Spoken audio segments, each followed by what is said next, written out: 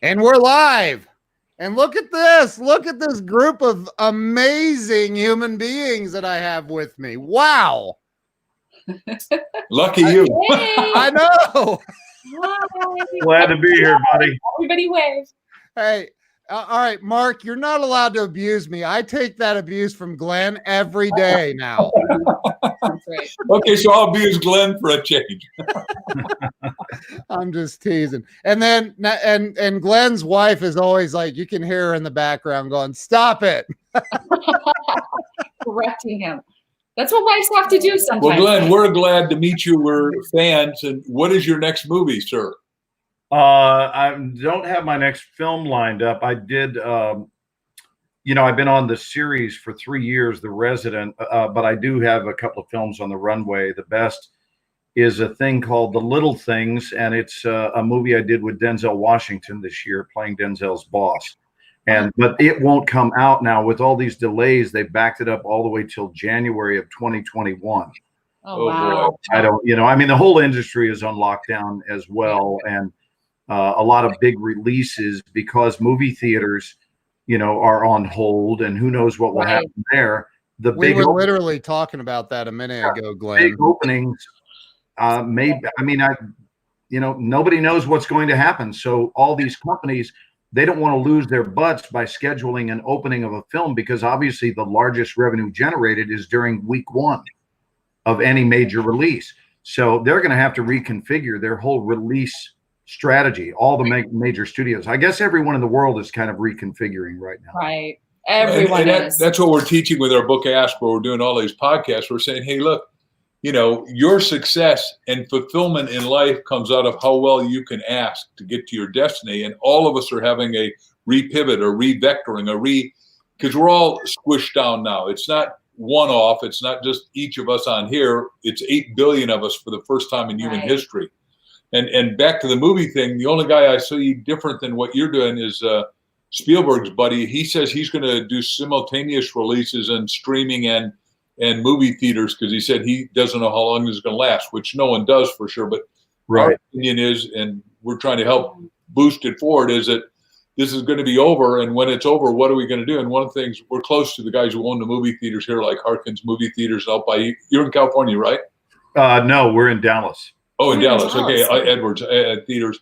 So we know two of the owners of movie theaters, but and it's tough for them. They're not making any money. They want you guys to air the movies, and we want to go back. We're movie addicts. And Well, there's nothing quite like seeing a movie in a movie theater because of two words, and the two words are absolute surrender.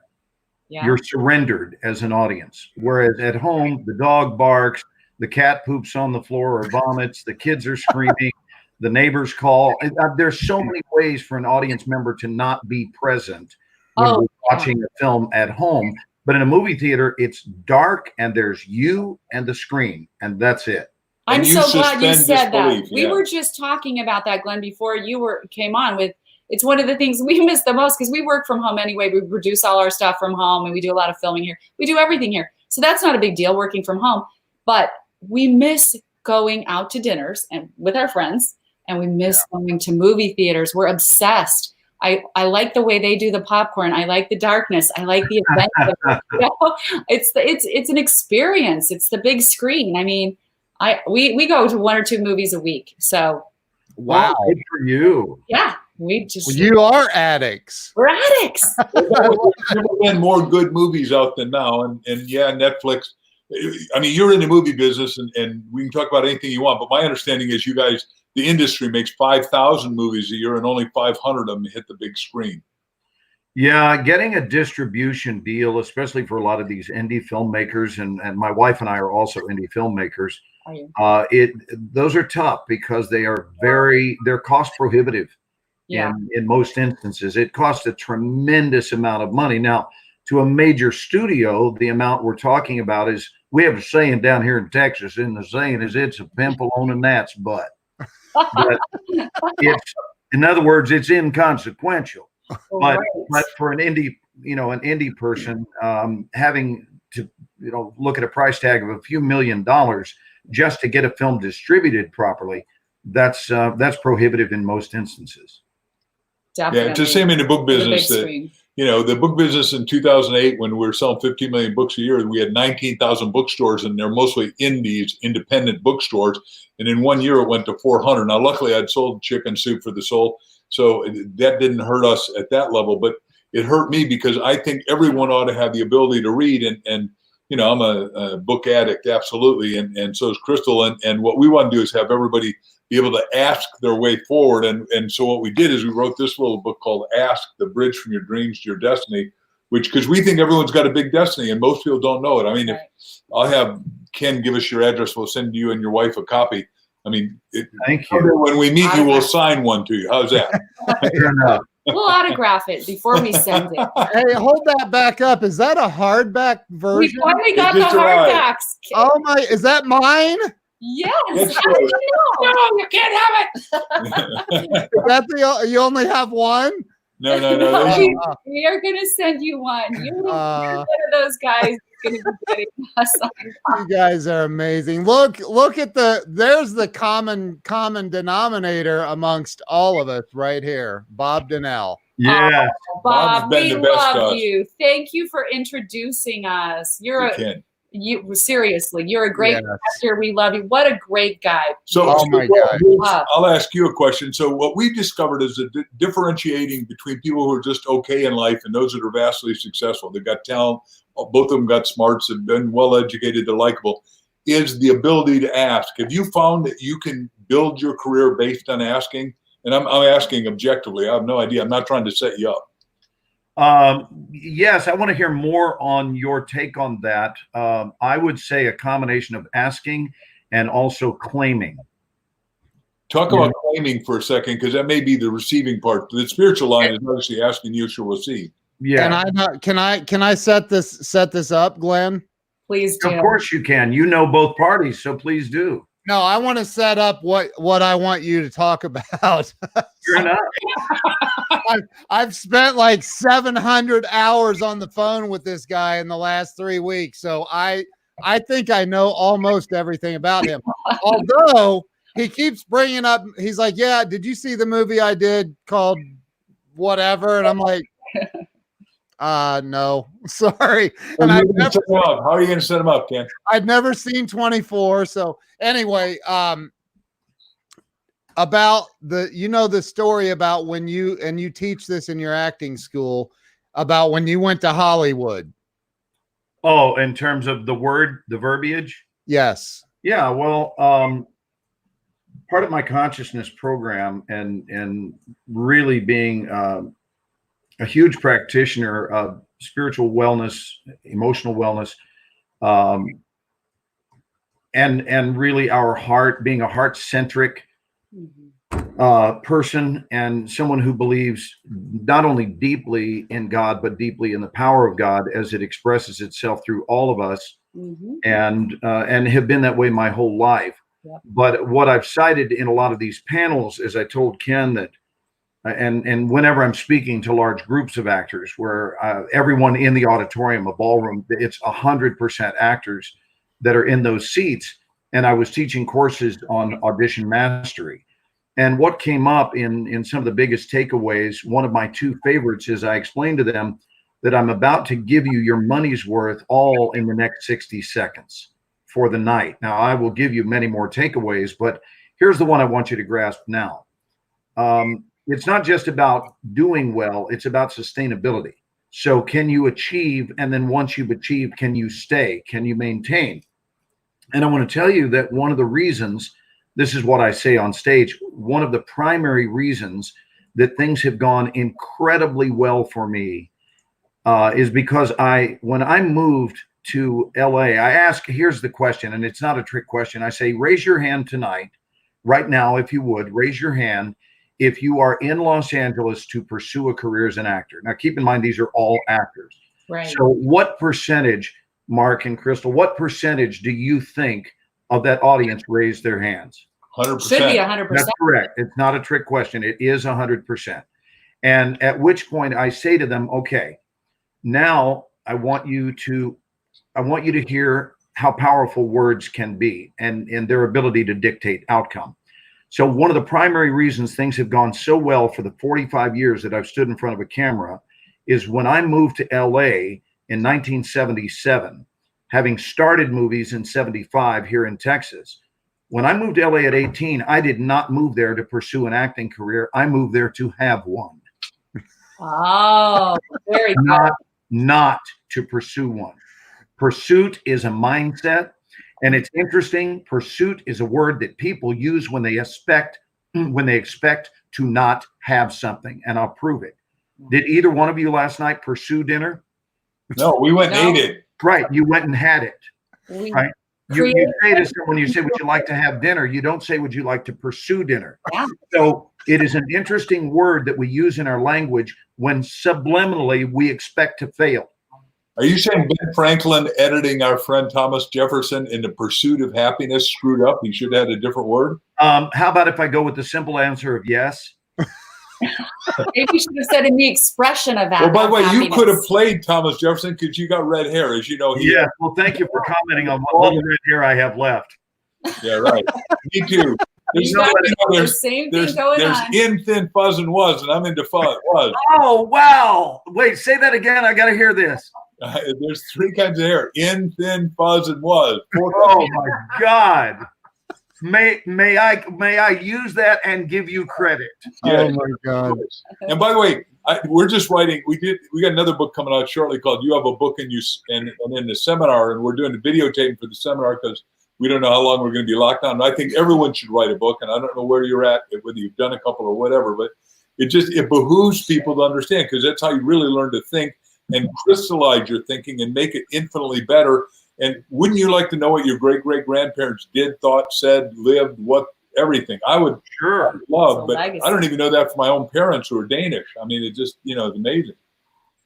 Are you originally, and because I don't know your background, I know your books, but I don't know your background, but I am a dialectician, and your voice would lead me to believe that you're originally from somewhere in the Great Lakes region? That's correct. Maybe Michigan or something. Where are you from? Waukegan, Illinois, outside of Chicago. Yes, sir. Yeah. I really hear that still present in your voice. Wow. Boy. You have an excellent ear. Wow. Well, you're trained to know this stuff. You're like Professor Higgins, and I'm sure you saw that play because you were addicted to plays starting at 11. I noticed that's what you said. Yeah. And Professor Higgins could pick up anybody and where they're from, or whether they're faking their dialects. Isn't that interesting? Yes, and hand to God, I did not go and look up your bio to know that. It's all still present in your voice. And it's beautiful. But when did you first start writing? Did you start as a very young man? Were you when did you? At 16 years old, we were making a lot of money. I started a rock group because the Beatles came out. We had money, and we were going to do senior skip day. 8 of us were going to go to Chicago to a big play.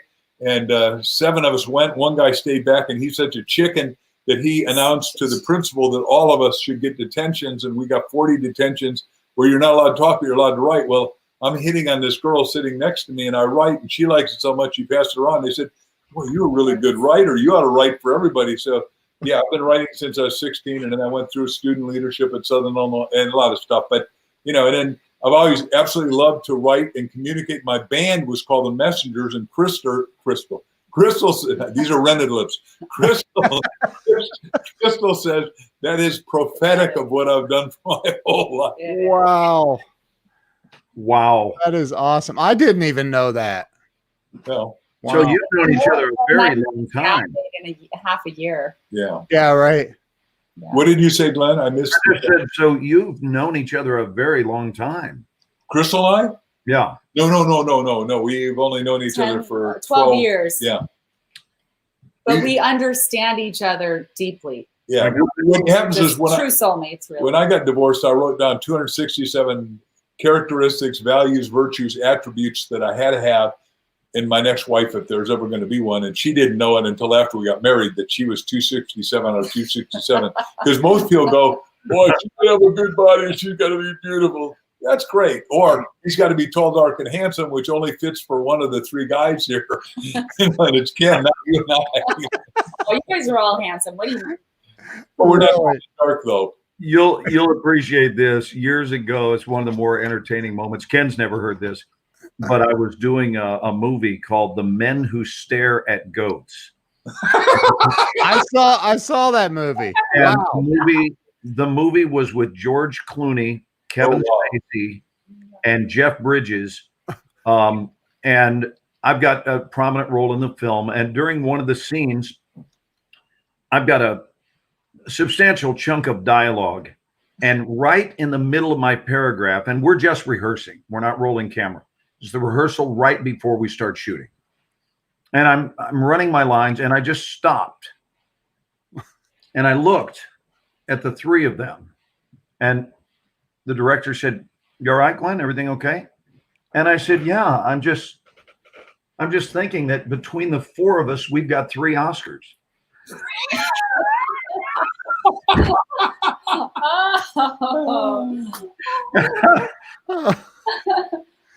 It was an adorable moment where you realize who's the schmuck that doesn't have an Oscar. Right? That's good.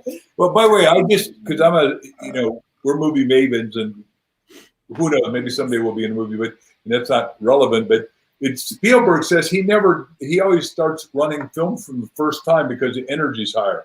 Do you think that that's a good idea? Because I'm sure, having watched you, your lines are perfect, and if you didn't remember your line, you'd fake it because you're so. Now, say this again, because I've worked with Stephen. I've done 4 movies with him. What were you saying about the first running the film? In the master's training, he says that he runs the video camera from shot 1 because he wants to make sure everything has the highest amount of energy, especially with Tom Hanks, who's obviously in lockdown in Australia. Right. Well, I'll tell you that Steven Spielberg's deal, he does like to, there's an expression directors will use a lot called "let's shoot the rehearsal." Yeah. Which means they just want to start rolling camera. And the reason is they would hate it if something really significant occurred in the rehearsal and they had missed it by not having camera rolling. And the reality is no matter how hard you try, no matter how great you are, no two takes are mirror images of each other ever, because people change. By the way, so I am doing all the big churches around the country, and I'm in San Jose when San Jose is just going straight up vertically, and I've got always packed houses, three seminars at this giant church in San Jose. And the first one was so profound. I mean, I had God floating through me. I mean, it just right through my crown chakra. And it wasn't me talking. It was God talking to this audience. Maybe they needed it. We went back afterwards here because of all the things you said about spirit just a couple of paragraphs back. I went back and we had 3 tape audios and a video on me, and none of them took. And we'd just seen the movie. It was long ago in the 80s sometime. Oh, God, with George Burns, of course, who was masterful, and sure. My friend John Denver. And it was amazing to me that none of them took. And I thought, I must have been, it had to be spirit, because I thought, back to what you're saying, no second take.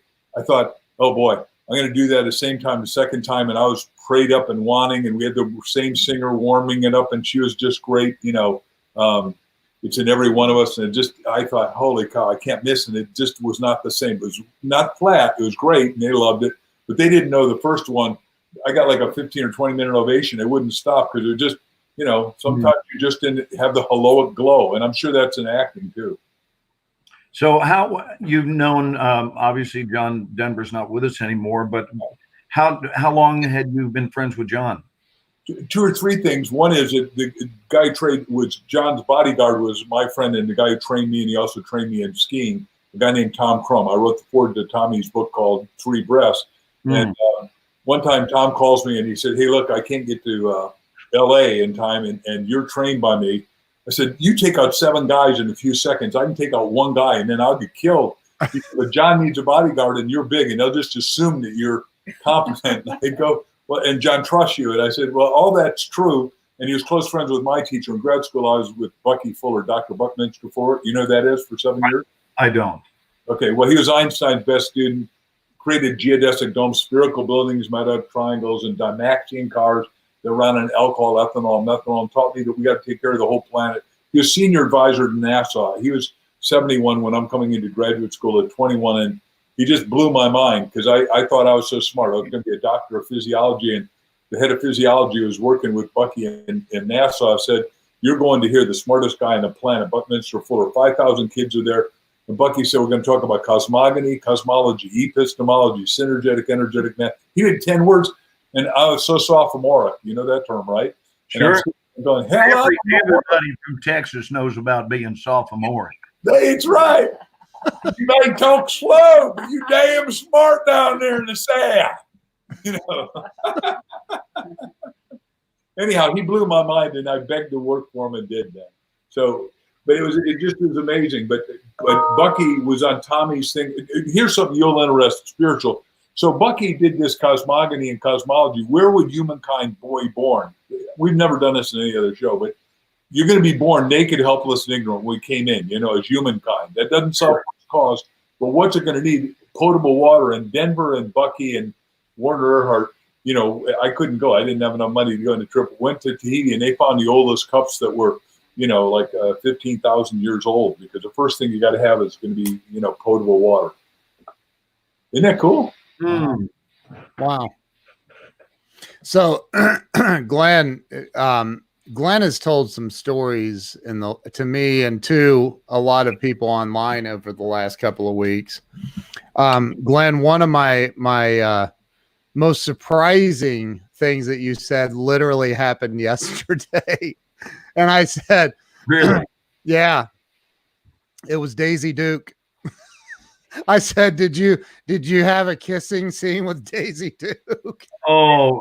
Because Scott asked what was your first show in LA, and I said the first show I did was Policewoman with Angie Dickinson. Oh wow! And then but I inadvertently said it was the Dukes of Hazzard, and then I realized actually Dukes came a short time later. It was my second job. That used to be a poster on my wall in my bed as a kid, like. That was part of going through puberty, was having either a poster of Catherine Bach or Farrah Fawcett.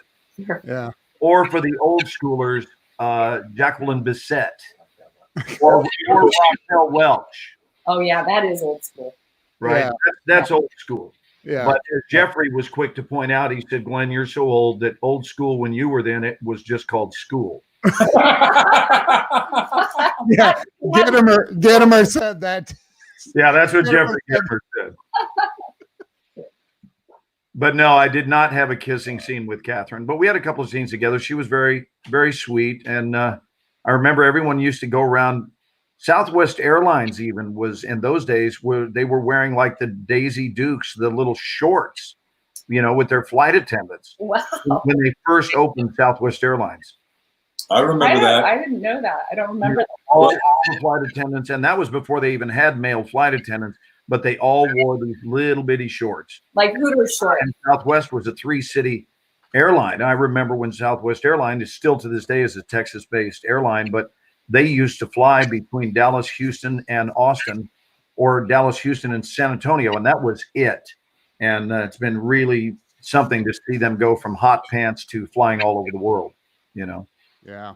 They're a great airline. They're cost effective, and we absolutely love and enjoy the guy who founded it, who's we won the Horatio Alger Award, and he is one of us. And one night we're out in front of the Ritz-Carlton. Annually, we give away scholarships of $25,000 to at-risk students, and then we mentor them, and it just is wonderful. And they matriculate 10 of us in the U.S. Supreme Court. You get your little gold medal. But what is the guy's name that started it? Herb Kelleher. Yes. Herb is so funny. We're staying in front of the Ritz-Carlton, Washington, D.C., the most expensive place to stay. We're in tuxedos, and he's singing to everybody that arrives. I think the poor guys that are opening the doors and driving the cars don't have a clue who the two of us are and have no idea who he is. But he is being loud and boisterous, and we're sober, and he's shaking everybody's hands and welcome.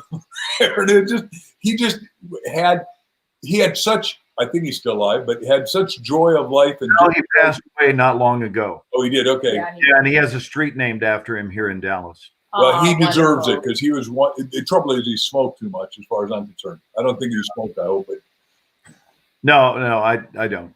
No. Yeah, we don't either. So. Yeah, well, he created the awesome culture of Southwest Airlines, just that laid back, fun, singing. That's how he was. And he said, if you do pack your wife in a suitcase and put her in the overhead, it's going to be damn uncomfortable. Well, instead of us plugging Southwest Airlines, tell us about your book. Yeah. You got a book coming out. Yeah, so we're really excited about the book. Like Mark said, we just found that people who are very successful and happy in life tend to be the best askers. And so we found that there are 3 channels through which to ask, and that is ask yourself, ask others, and ask God. And it's kind of a magical process, Glenn, when you start to do that. For us, we spend every hour or the first hour of the day, you know, in that prayer and meditation time, really asking God, you know, just really getting in touch with the greater purpose. And it gives us tremendous perspective on what we're supposed to do in this life. And then really, you know, diving deep into those self-reflection questions, asking yourself is so important. And in the research that we've done, we found that when you start to ask yourself questions, your mind, a different part of your brain actually goes to work for you. And it's a part of your brain that does critical thinking. So it's tremendously important to sit there and spend that time with yourself. And, you know, most people get stuck at one, that's right, if you don't ask, you don't get. You know, it's so important to sit there and spend that time with yourself, because we're all going to get stuck. Life is tough. We go through situations. And sometimes we just find ourselves getting sucked into our problems and our misery.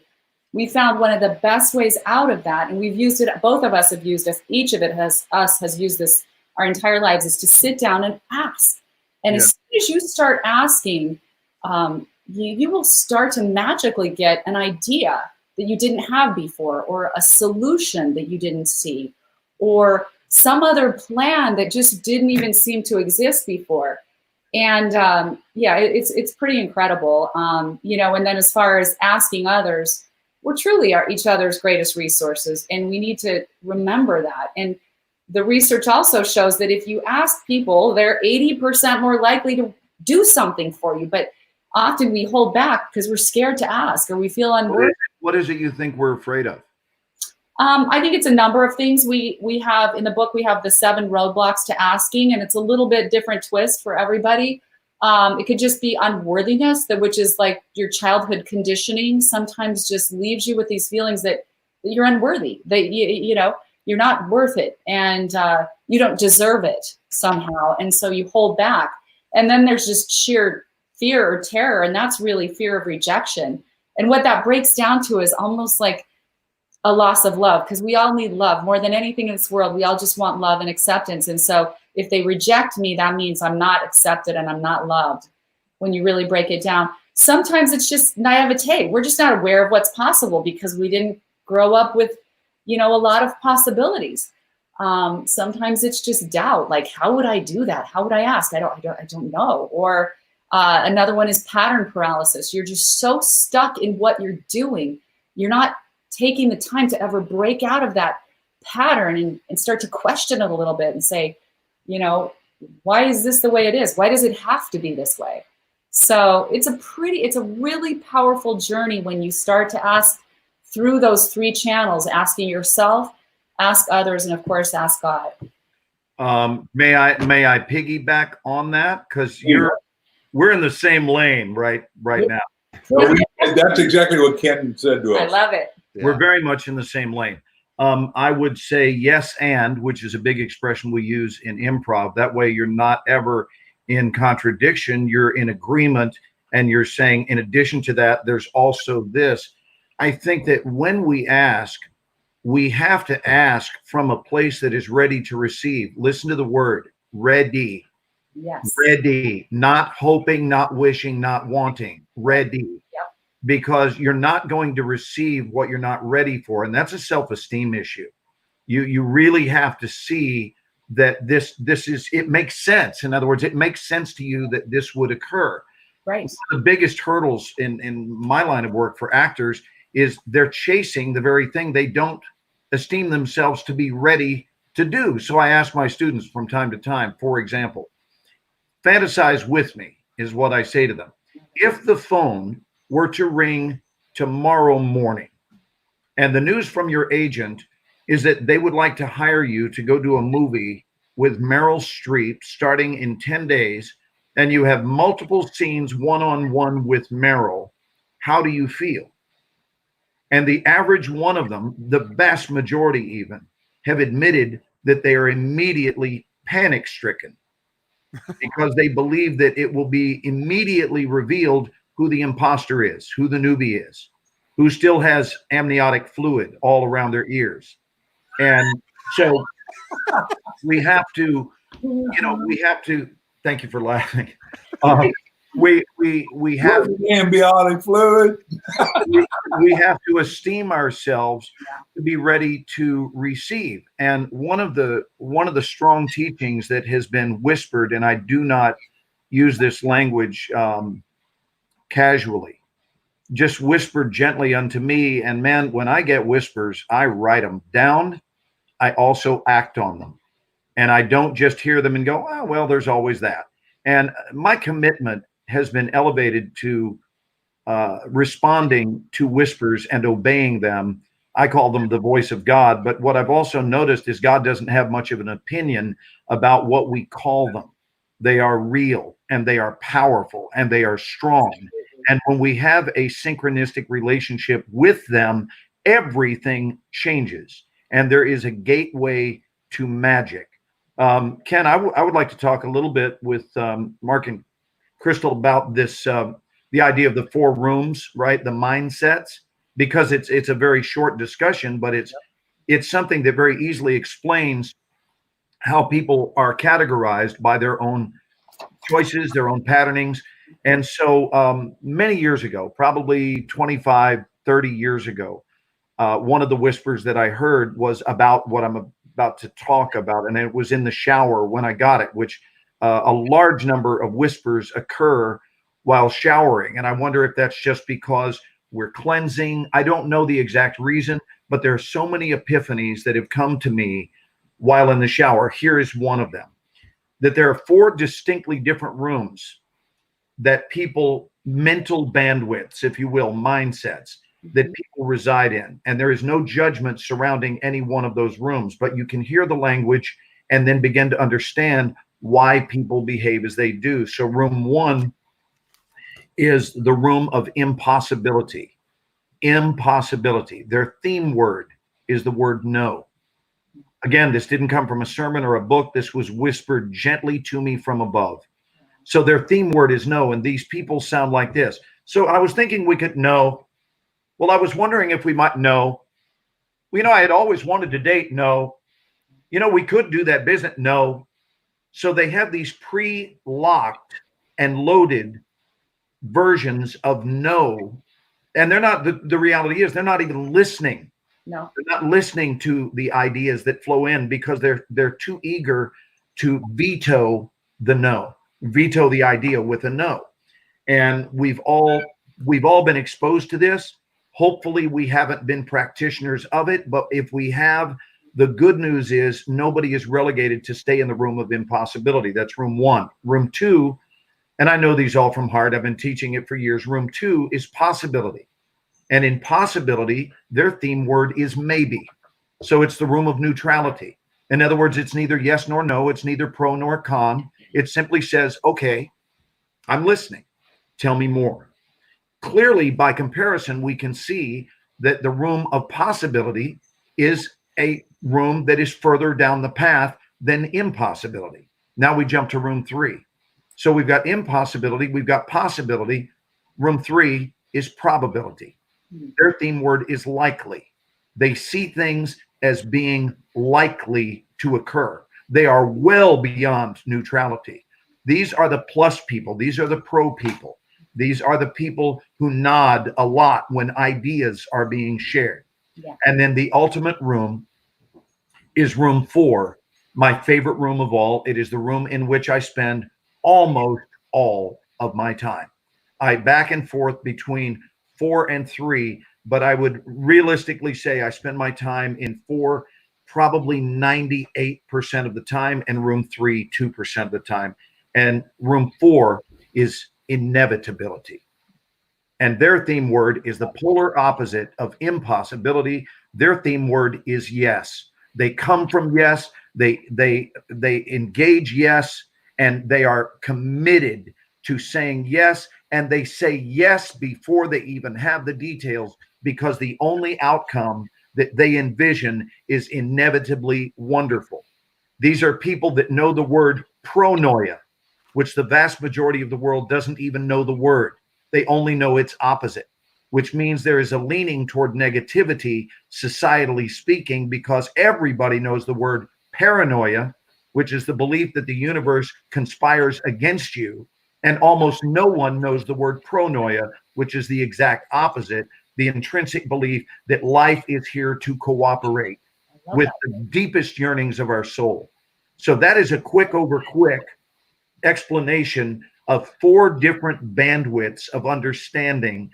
And I've gotten to the point where I can meet someone and within for sure a minute, and sometimes as short as 30 seconds, I will be able to identify what room that person is residing in. Well, let me just hitchhike in that and say that our books and all the businesses we own, and there are several, we say 3 things. They got to be original, they got to be unique, and they got to be inevitable. And the first thing in this book is the 4 whispers that my wife received, if you don't mind my saying it. We've never said that before, but we start with a parable because that's original, it's unique. And there's nobody that has read this yet, and I'm going to send it electronically to both of you. Ken, make sure you send me his e-address, and then if you would please, and that's okay if it's okay with Glenn. And then, of course, if you read it, you'll see that the parable is called the parable of Michaela, and I don't know if you want to talk to it, but talk to how your whispers. Please do. Yeah, she's sitting there jumping. I saw you smiling.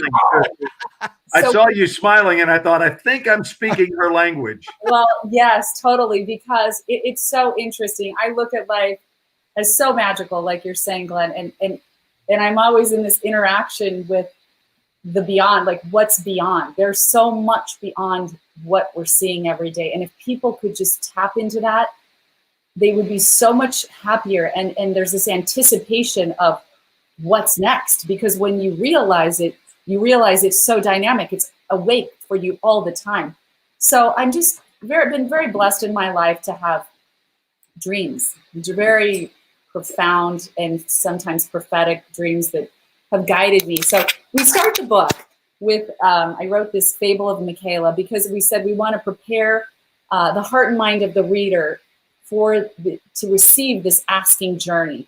And so it's a fictional character. It's not based on my life. Michaela is a fictional character? Michaela is like a fictional character, yes. And this is a fable, but it starts out, Michaela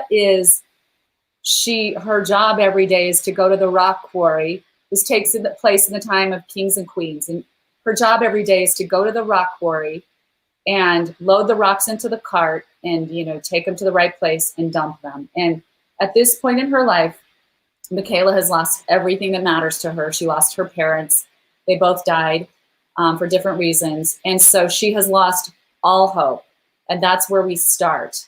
And then she falls into sleep one night, and she sleeps in a grove because her home's been taken away from her by the bill collectors. And she falls asleep. And the first dream is when the being appears. And so it starts there. And he takes her on a guided journey to this sparkling bridge, and he admonishes her that she must start asking and just continue to ask and never stop. And so that's what I'll tell you about it. But the journey goes on, and Michaela's entire life unfolds before her as she remembers to keep asking about others, asking herself, asking others, asking God. So this is across the board asking. Yes. Yeah.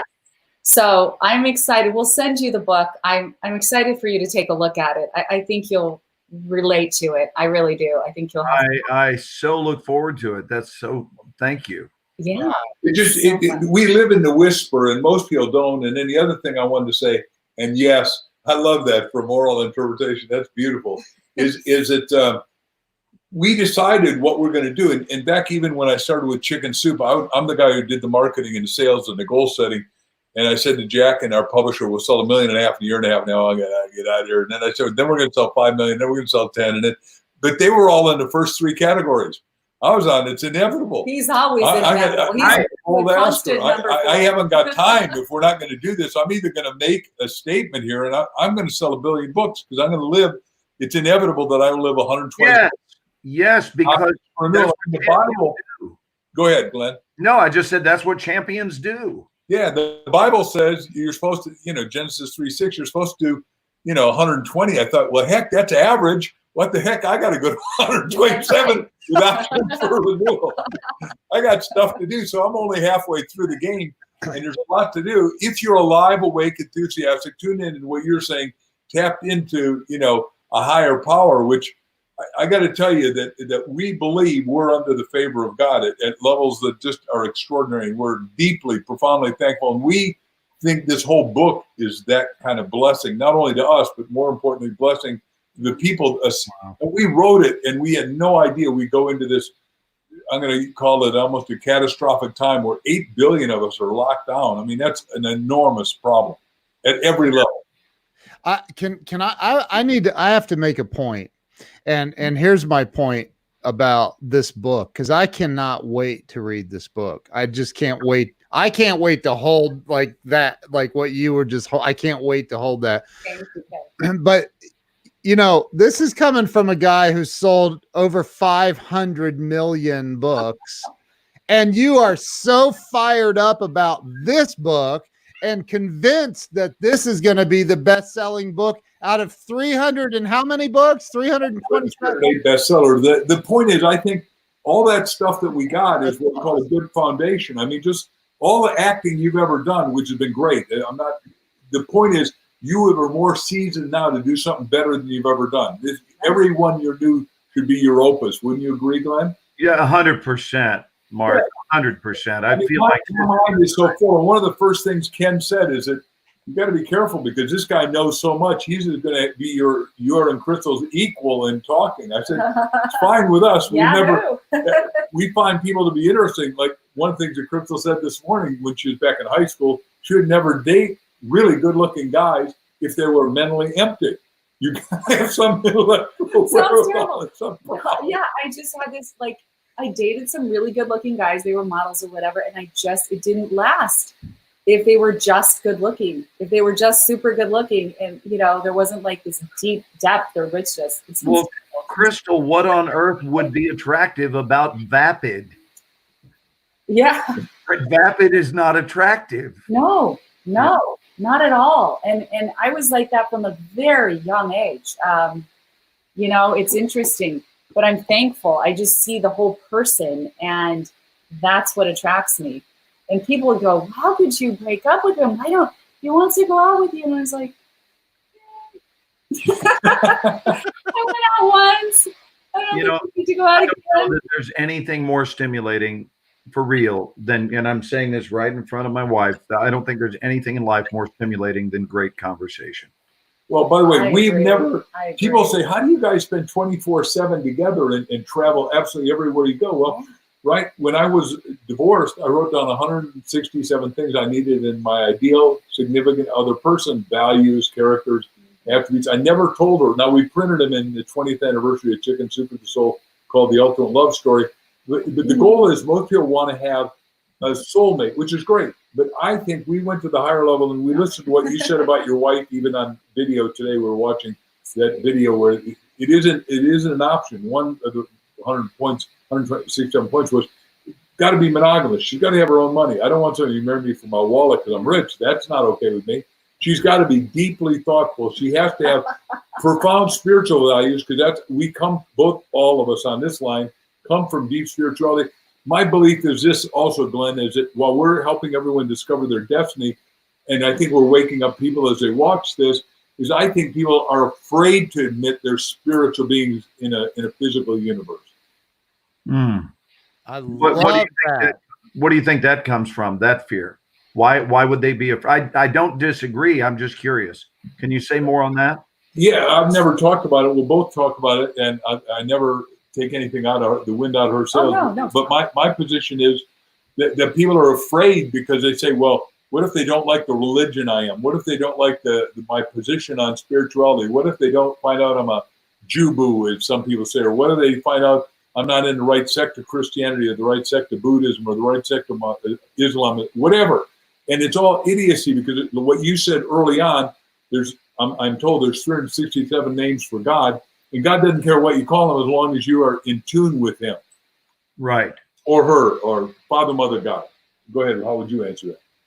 Well, what were you going to say, Glenn? I think Glenn was going to respond to that. I'm capable of yapping about anything at any time, so I didn't have any specific thing locked and loaded. I go to every subject with an open mouth. Well, and I think another keeper from Mark Victor Hansen. Thank you, Mark. No, go ahead, Crystal. And then Ken had something. I just remembered that we were on his show. Oh yeah. No. Don't let him on my show. Just one quick thought about that conversation. That's all. I'm just thinking maybe people are afraid because we think everything has to be so certain. We don't trust anything. We live in this physical world, and it's so hard for us to trust something that we can't see and quantify and prove.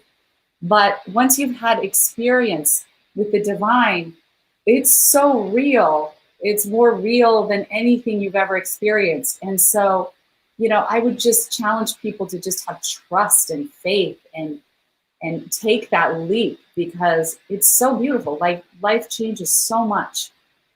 Yes, and I want to add one more thing. I think what it is, Glenn, unless you've been in the energy orbit of a realized person, self-actualized would be Maslow's term, no limit, fully functioning spiritual master. And I got to tell you that Bucky was that, and he was a polymath and all that. But the fact of the matter is, he was, and I've had the good fortune, like you have. A lot of actors are they've had to take somebody else's persona, and they've gotten deep in that until they become that person. But once you've been a few things, somewhere along the line, you also get your attachment to God and higher power and infinite awareness. And yes, we can do it by prayer and meditation, but if you've never been in the energy orbit, it's called entrainment in spiritual language, and said, this is what I'm going to do. And not only have I done it, and I would have been a great, a TV evangelist if I hadn't become a professional speaker and best-selling author, but I went to India for a year almost, and the school sent me there, and we studied with everybody in all the different ashrams, and this guy and I traveled way beyond what we were invited to do. We went to Madras, the Theosophical Society, and I've been under the energy of those people, and real people with divine spirit, enthusiasm, a spirit within, shown without, embrace you, and they make you bigger and better, because I think the spiritual world runs the mental, which runs the physical, which runs results. You use the word enthusiasm, and it's interesting how many people will use that word without even knowing its root. Right. And they will throw the term around loosely without understanding that it derives from the Greek in theos, right? So theos meaning God, and literally the word means radiating the light of God. When we see someone who is enthusiastic, the reason we're drawn to it is because they are radiating bright, godlike light. And once we really wrap our minds around that, it's quite beautiful to be around enthusiastic people, and that's the reason. Exactly. I think most people have turned on their enthusiasm just to be muted, to be in one of the first three categories using your hierarchy of needs. And I'm saying that if it's inevitable, you turn your light up. Wouldn't you say that most of the great inspired people you've been with have had their light turned on pretty much? Oh, without a doubt. Without a doubt. And then there are those who are the pretenders, if I'm to be honest, and those are the ones who are not being there. And I don't have, this is not aimed at any particular person, but I've certainly seen it in our speaker industry, and I've been active in the speaker industry for many years, which are the ones who are not being transparent. They're not being who they are. They're being who they want you to think they are. And then it all changes the minute you see them go backstage. And I've seen this too many times, where there is one persona that's on the front side of the stage, and that's the one the audience sees. And then backstage, you hear a very different story. Wow. And I am deeply committed to not being that. If you're going to claim to come from love, you might want to actually come from love. Right. That's what Mother Teresa said. Teresa said, I'm just a pencil in the hand of God. I love that. And if you don't know her story, she was in Calcutta, and she's a Catholic nun, and she sees an untouchable, which is the lowest caste in India, and she just picks him up because she saw Christ in his eyes. takes him and heals him. And then he goes to the Archbishop and says, I want to start, the Sisters of Missionaries of Charity. And he said, how much have you got? And she said, 3 cents. He said, get out of here. You can't start that with 3 cents. At 3 cents in God, I can do anything. 3 cents in God. In God, that's all you need. Wow. I want to go back to something Crystal said a little while ago. And frankly, if I can run by with your blessing, Ken, my list, the Not So Fine 9, because frankly, I've shared it with audiences worldwide, but I would like to hear Mark and Crystal's take on this. I would like to hear how it sort of organically lands on them and what they feel about it. But I was going to be so bold as to suggest a why. Crystal, when you were referring specifically to the fear or why someone would be afraid to do a particular something, sure. Or it's fear to show vulnerability. And I actually have a theory. And since I formed this, it's part of my chronic opinionitis, but I have not budged one iota on it, because anything that rings true, it's true when it continues to stay true. Yeah. So there was this gut feeling of knowingness, of clarity and of certainty in the moment, and it has never changed all these years. And here it is. I think it's because we were raised as a people in a combination of fantasies and lies. And I'm going to cite some examples so that it's not just a broad stroke statement that has no infrastructure to it, no skeletal infrastructure. And that is, first of all, one of the biggest demonstrations that we were raised in fantasy is because the average parent or grandparent or teacher, any influencer of a child, at some point, and I only know this to be true because I ask audiences all over the world to raise your hands if you've ever heard this phrase. And when I give it to them, every hand invariably in the auditorium will go up. Mm-hmm. And that is this phrase. If you could be anyone in the world, or a variation of that, if you could do anything in the world, specifically now I'm talking to kids, but we hear it at all ages in life. Mm-hmm. What would you do? And I'll tell you, the most damaging word in the world appears in that sentence, which is if. We've raised 2 children, and I never once, hand to God, never once did I utter that phrase to my children, but instead replaced it with, since you can, what's it going to be? Wow. Not if you could. So from the get-go, we are being groomed in fantasy, because people are saying, if you could. Now, let me take it a step further and suggest what's being implied. When we say if you could to someone, what is strongly being implied is we both know you can't, but if you could. Right. So now we're already talking about something that's not going to happen because it's a fantasy. And so almost from womb to tomb, we are inculcated with the belief that the best isn't even havable. It's only something we can sit around and dream about. It's not something we will ever actually taste. And this understanding catapulted me into a deeper inspection of the language we have been pummeled with. And without fail, there's no one, at least in this country, and I can't speak to other countries and other cultures, but in this country, there is no one alive who hasn't heard some of these lies. Now, I actually wrote them down before we talked to give you an example. One of them is, it's too good to be true. You ever hear that? Oh, of course. Yeah, of course. Right, of course is the answer. We've all heard it. But let's really break that down.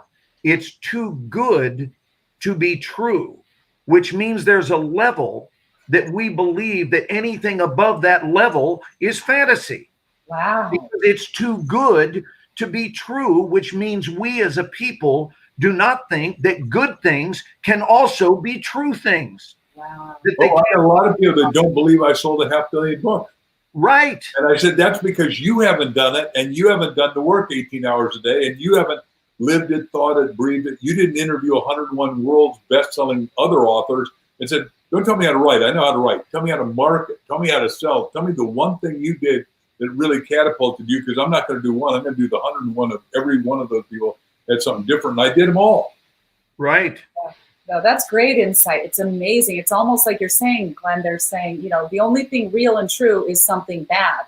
Right. It's not real and true. That is an accurate interpretation of that phrase. How about this damaging phrase? Don't get your hopes up. It's something almost every parent has said to a child, and my response is, how dare you? Right. How dare you put that negative imprinting on a child to say, don't get your hopes up? And the reason is they are warning their child, get ready for a lifetime of disappointment. And the reason they don't want you to get your hopes up is for one reason: avoidance of being hurt. Hey, being hurt is part of life. Getting knocked off your saddle is part of life. You got to dust your butt off and get back in the saddle. But the idea of not getting your hopes up, look, Mark wouldn't have been able to write the books. You guys as a team would not have been able to write what you've written if you didn't have hopes. In fact, hopes that go so high through the stratosphere that they mutate into inevitability, right? But every great conqueror, every great explorer, every great inventor, every great entrepreneur, what they all have in common are high hopes that are so high that they become expectations. So imagine going into a restaurant, and yes, this is the passionate version of me that has been activated. But imagine going into a restaurant and saying, excuse me, David, your name is David. Really nice to meet you. Listen, my wife and I are utterly smitten by this low hope platter. Could you bring us two of those? Nobody would ever order the low hope platter. Never. And yet we are telling people all the time, don't get your hopes up. We coach from the exact opposite. That's great insight. Great. Do you have a few more of these? Because I want to hear. Oh, yeah, those are great. Okay. So how about this one? This one has just, every one of these has systematically disassembled people and had it domesticated their potentiality right out of them. How about this one? Nice guys finish last. What a great incentive to become a jerk. Right? If nice guys finish last, who the hell wants to be a nice guy? Right. Right? So we've been warned in advance that if you're nice, you can get to the back of the line because, baby, you ain't finishing first. It is a bold-faced lie. And how these things have lasted over the years through society and managed to successfully be handed down one generation to the next blows my mind. And I was given a voice that said, go be part of the stop of this madness.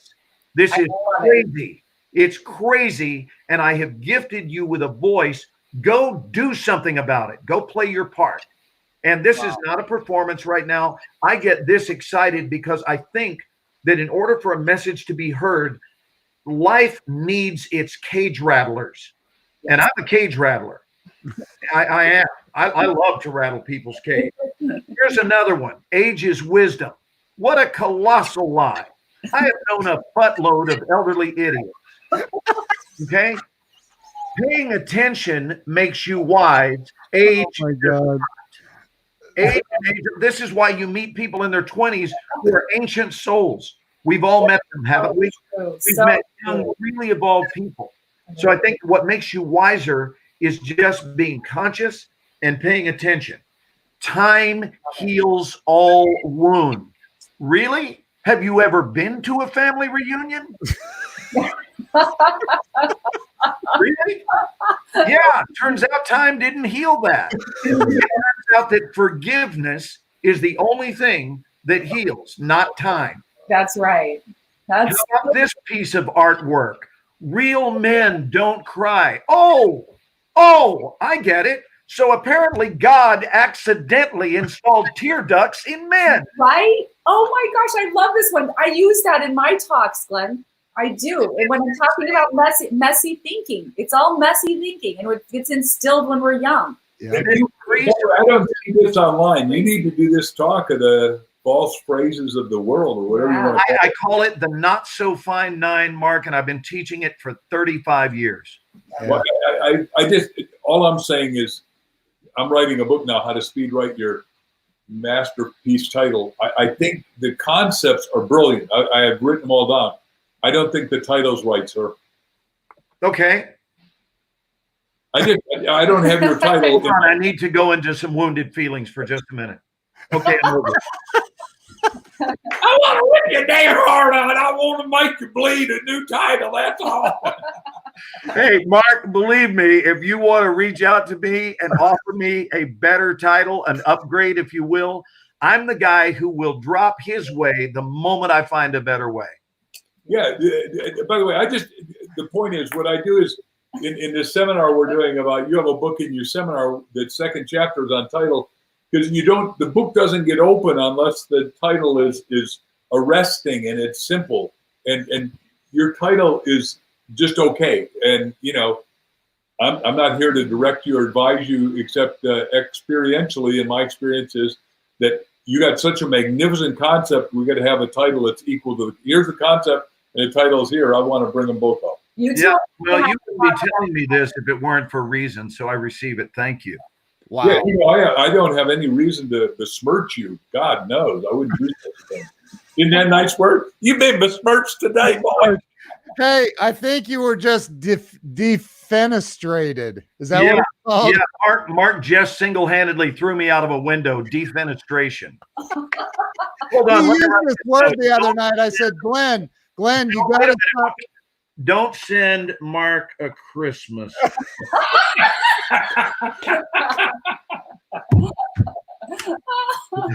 Well, they wouldn't play any damn fun if we weren't having fun. Every time it's all good, brother. It's all good. I have to Google words. Like Glenn used defenestrated the other night. I'm like, dude, what does that mean? By the way, just because I happen to know, but one of the things I'm going to teach is that everyone's got to have an invincible vocabulary, because the size of your vocabulary decides the size of your thinking, and the size of your thinking means that everyone that's watching needs to be learning at least one word a day. I mean, I'm an omnivorous reader and all that, but you need to be absorbing it, using it. And today, thank God, with the telephone, you can be reading something, put in your phone, and you instantly know what a word means, and it takes you. The people that go to jail have the most anemic vocabularies. The average person in jail has a vocabulary of less than 1,500 words. Hell, you can't even think in 1,500 words.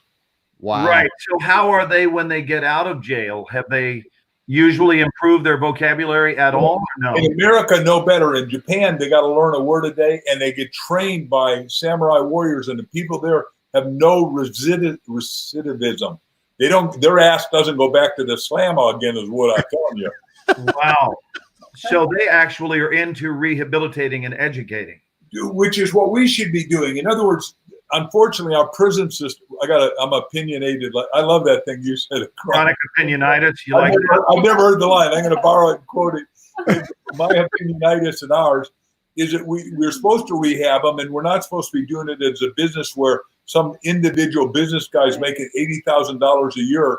It is the sickness of our society right now. And the other sickness of our society is the whole two sicknesses. One, you got governors saying you can't have, hydroxychloroquine and erythromycin if you're sick. In Michigan, she's causing genocide as far as I'm concerned. And then the other one, and I'm not supposed to talk about that stuff. Are you stopping yourself mid-sentence?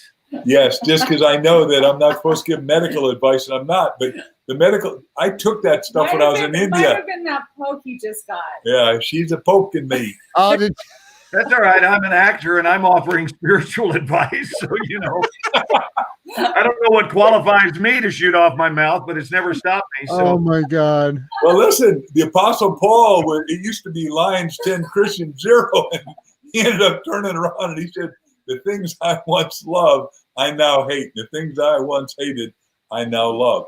So the point I was going to make, though, is that we have a business of profession. We did Chicken Soup for the Prisoner's Soul, and it's abusive that we put more people in prison, some of whom don't need to be there, but none of them are getting rehab. That's what you and I are agreeing on. I didn't realize that was part of your series. What a beautiful category to address. When did you add that? Oh, a long time ago, 10 years ago, probably. We've got 254 books in the series, so it's a substantial amount of series. I mean, we started with, the original chicken, then we did Second Helping, and then we did Chicken Soup of the Teenage Soul, which went off the Richter scale, sold 19 million, because we tested it on 12,000 kids at Nickelodeon. The head of Time Warner was trying to buy us, Larry Kirschbaum, said, my daughter runs Nickelodeon. Why don't you test it with her? And my daughters were young then, and they get up, and I doubt you ever watched it, but they slimed people, and they thought that was the funniest thing ever, to go get slimed, and I got them to get slimed, and then they got to take a shower after that and video it over.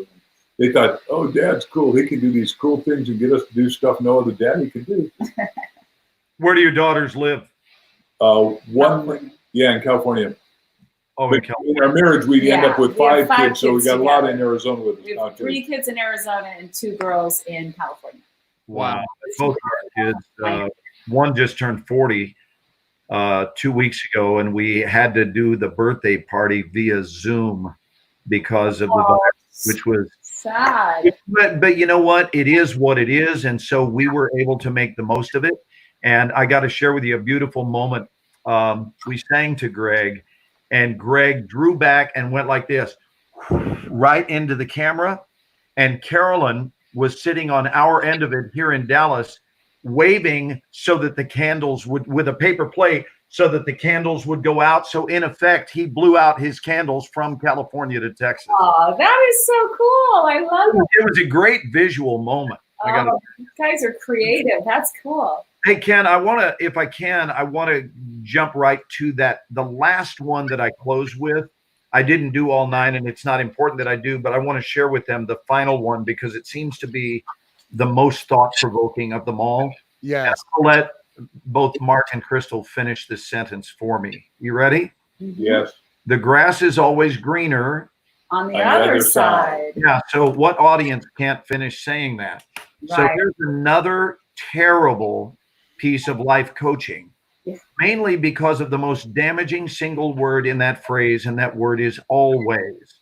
The grass is always greener on the other side. There are a couple of really bad pieces of advice contained in that. One, basically, it's telling someone, get ready for it to suck where you are. Right where you are, expect it to suck. And just know this, if you're going to find greener grass, you're going to have to go somewhere else for it. And this is one of the reasons that relationships break up, whether it's a marriage, whether it's a business relationship, but it's people searching for greener grass because they were told that it's always, which is not in the spring, it's not most of the time, it's always greener on the other side. Therefore, is it so surprising that people should go to the other side in search of greener grass? Not at all. No. And when they find it, and some of them are actually successful in their campaign to locate greener grass, unfortunately, here's what they don't know. What they don't know is once they find the greener grass, they're all excited and eager and enthusiastic, and they get on their cell phone and tell everybody, I found the greener grass. It's real. I'm standing on it. I've never been this excited in my life. And do you know that within 90 days, the very grass they were so excited about finding is not similar to, but rather it's now the exact same color as the grass they left behind. And the reason is because it is directly proportionate. Grass has no opinion about its own color, but it is now directly proportionate to the skills of its landscaper. Yes. So if your landscaping skills caused brown grass out yonder, then all new grass you're going to find is going to do the same thing until you improve your lawn care skills.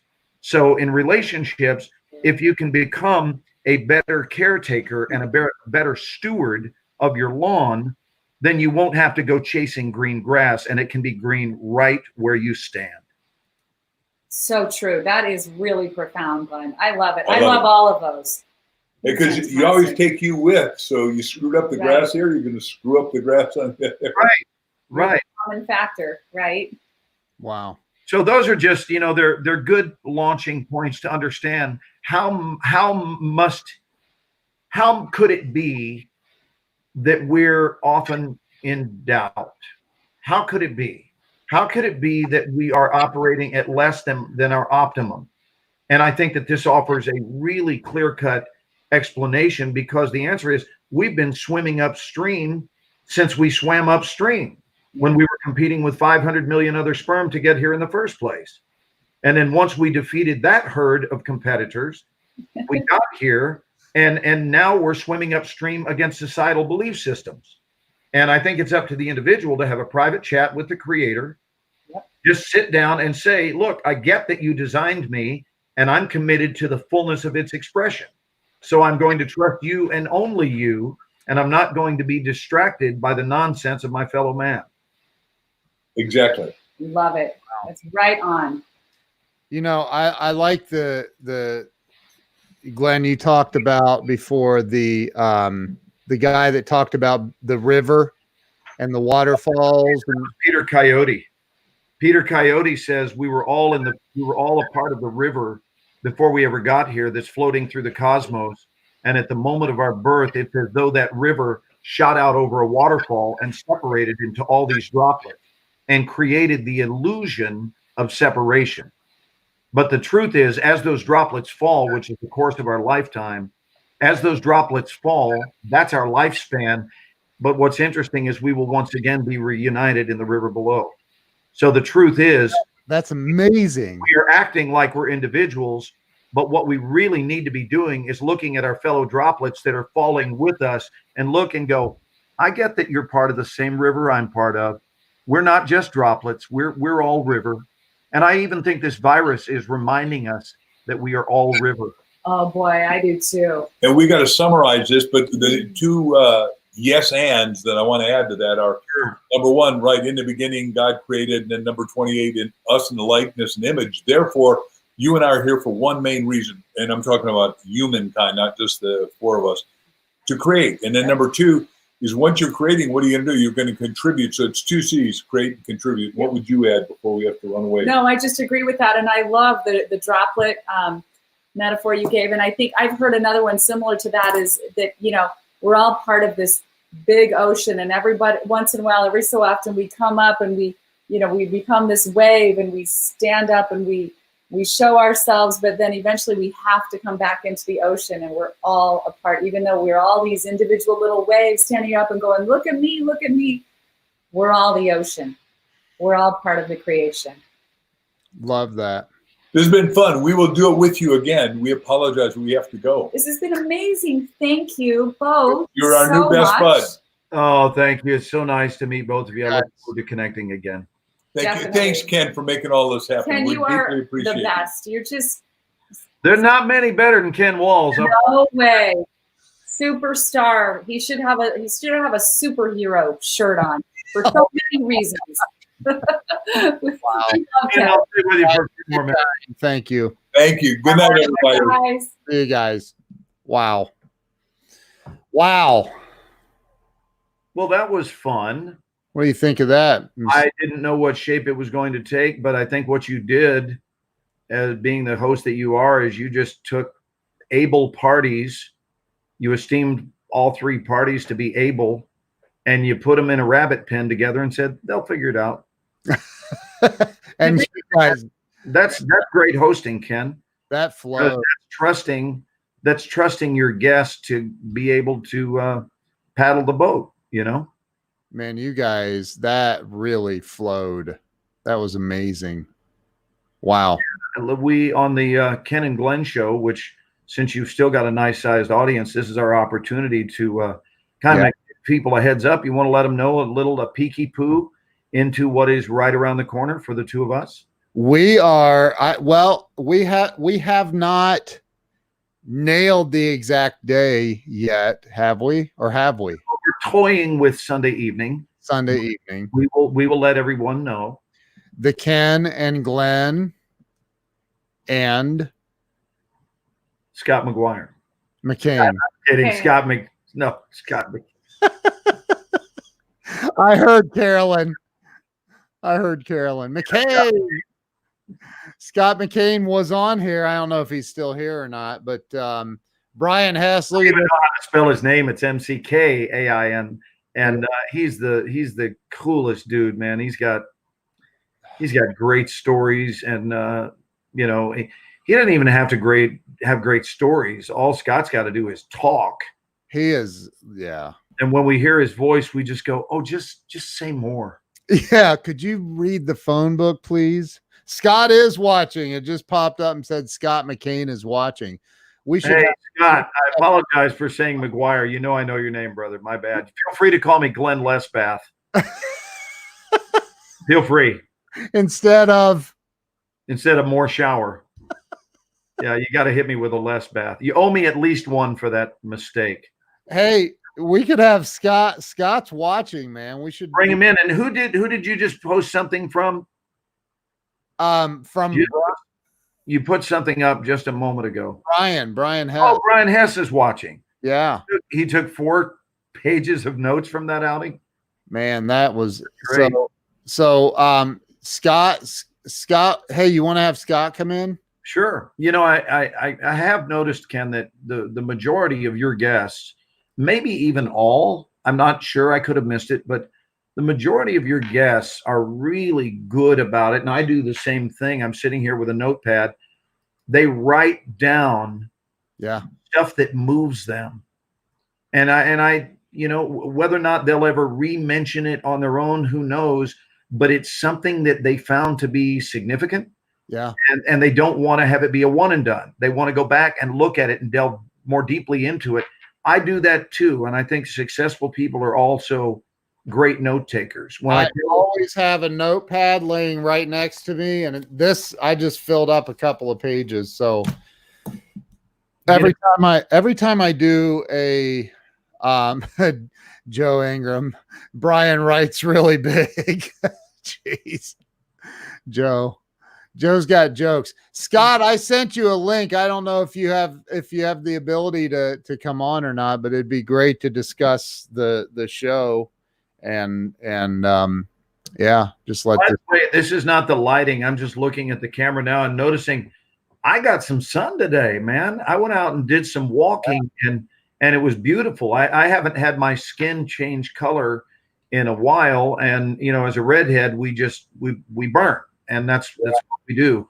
So the goal is to burn less. My skin color is such that it's so hopelessly Caucasian that when I go to see people who want to show me, my skin is so fair, honest to God, Ken, when people want to show me photos from their trip to Tahiti, I have to apply sunblock to look at them.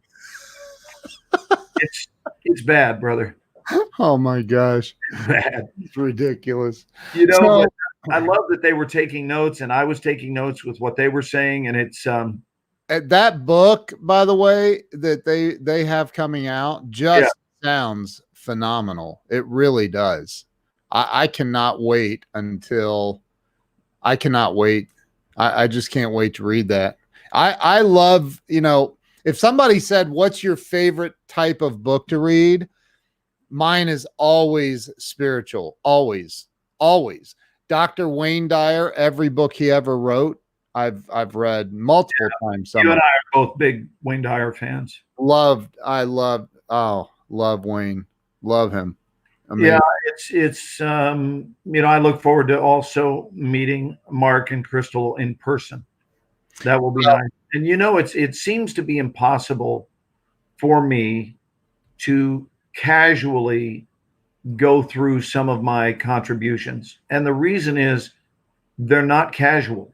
Right. They're not casual information. So from my heart, I will share with you that when I share them, I'm giving them what I esteem to be their due, meaning their due passion, their due credit. Because if I sit here like this and go, let's go to number 3 now.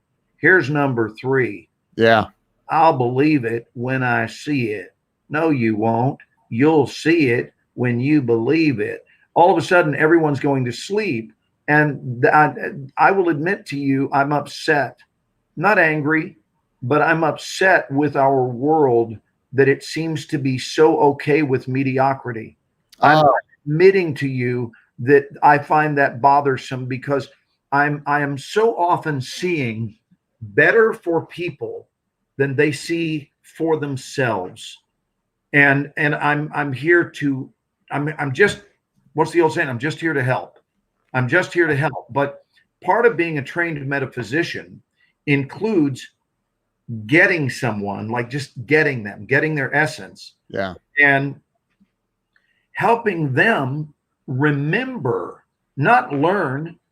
You've heard me use this term a lot in the last 2 weeks, but rather than learn, remember who it is they are and remember their own limitless potentiality. I don't find that the average person is spending a lot of time embracing or actively engaging their limitless potentiality. It's just, I don't know. What are you doing down here while you're alive, while you're breathing? I don't know, hanging out, going to ball games. Okay, congratulations. How's that working out for you? Right. As long as they're happy, I move on down the highway. But if I see someone who has this grandiose vision for life, and then there's an incongruent pathway to access that vision, then I want to help them understand the pathway you're taking does not produce that result. Yeah. And here's why. And educators have been doing that since the beginning of time. But I think it's a shame, and I'll kind of sum up with this. I think it's a shame that so many people wind up having, you've never heard me say this, Ken, but I think it's a shame that so many people wind up someday being placed into a box, having colossally underlived their life. Yep.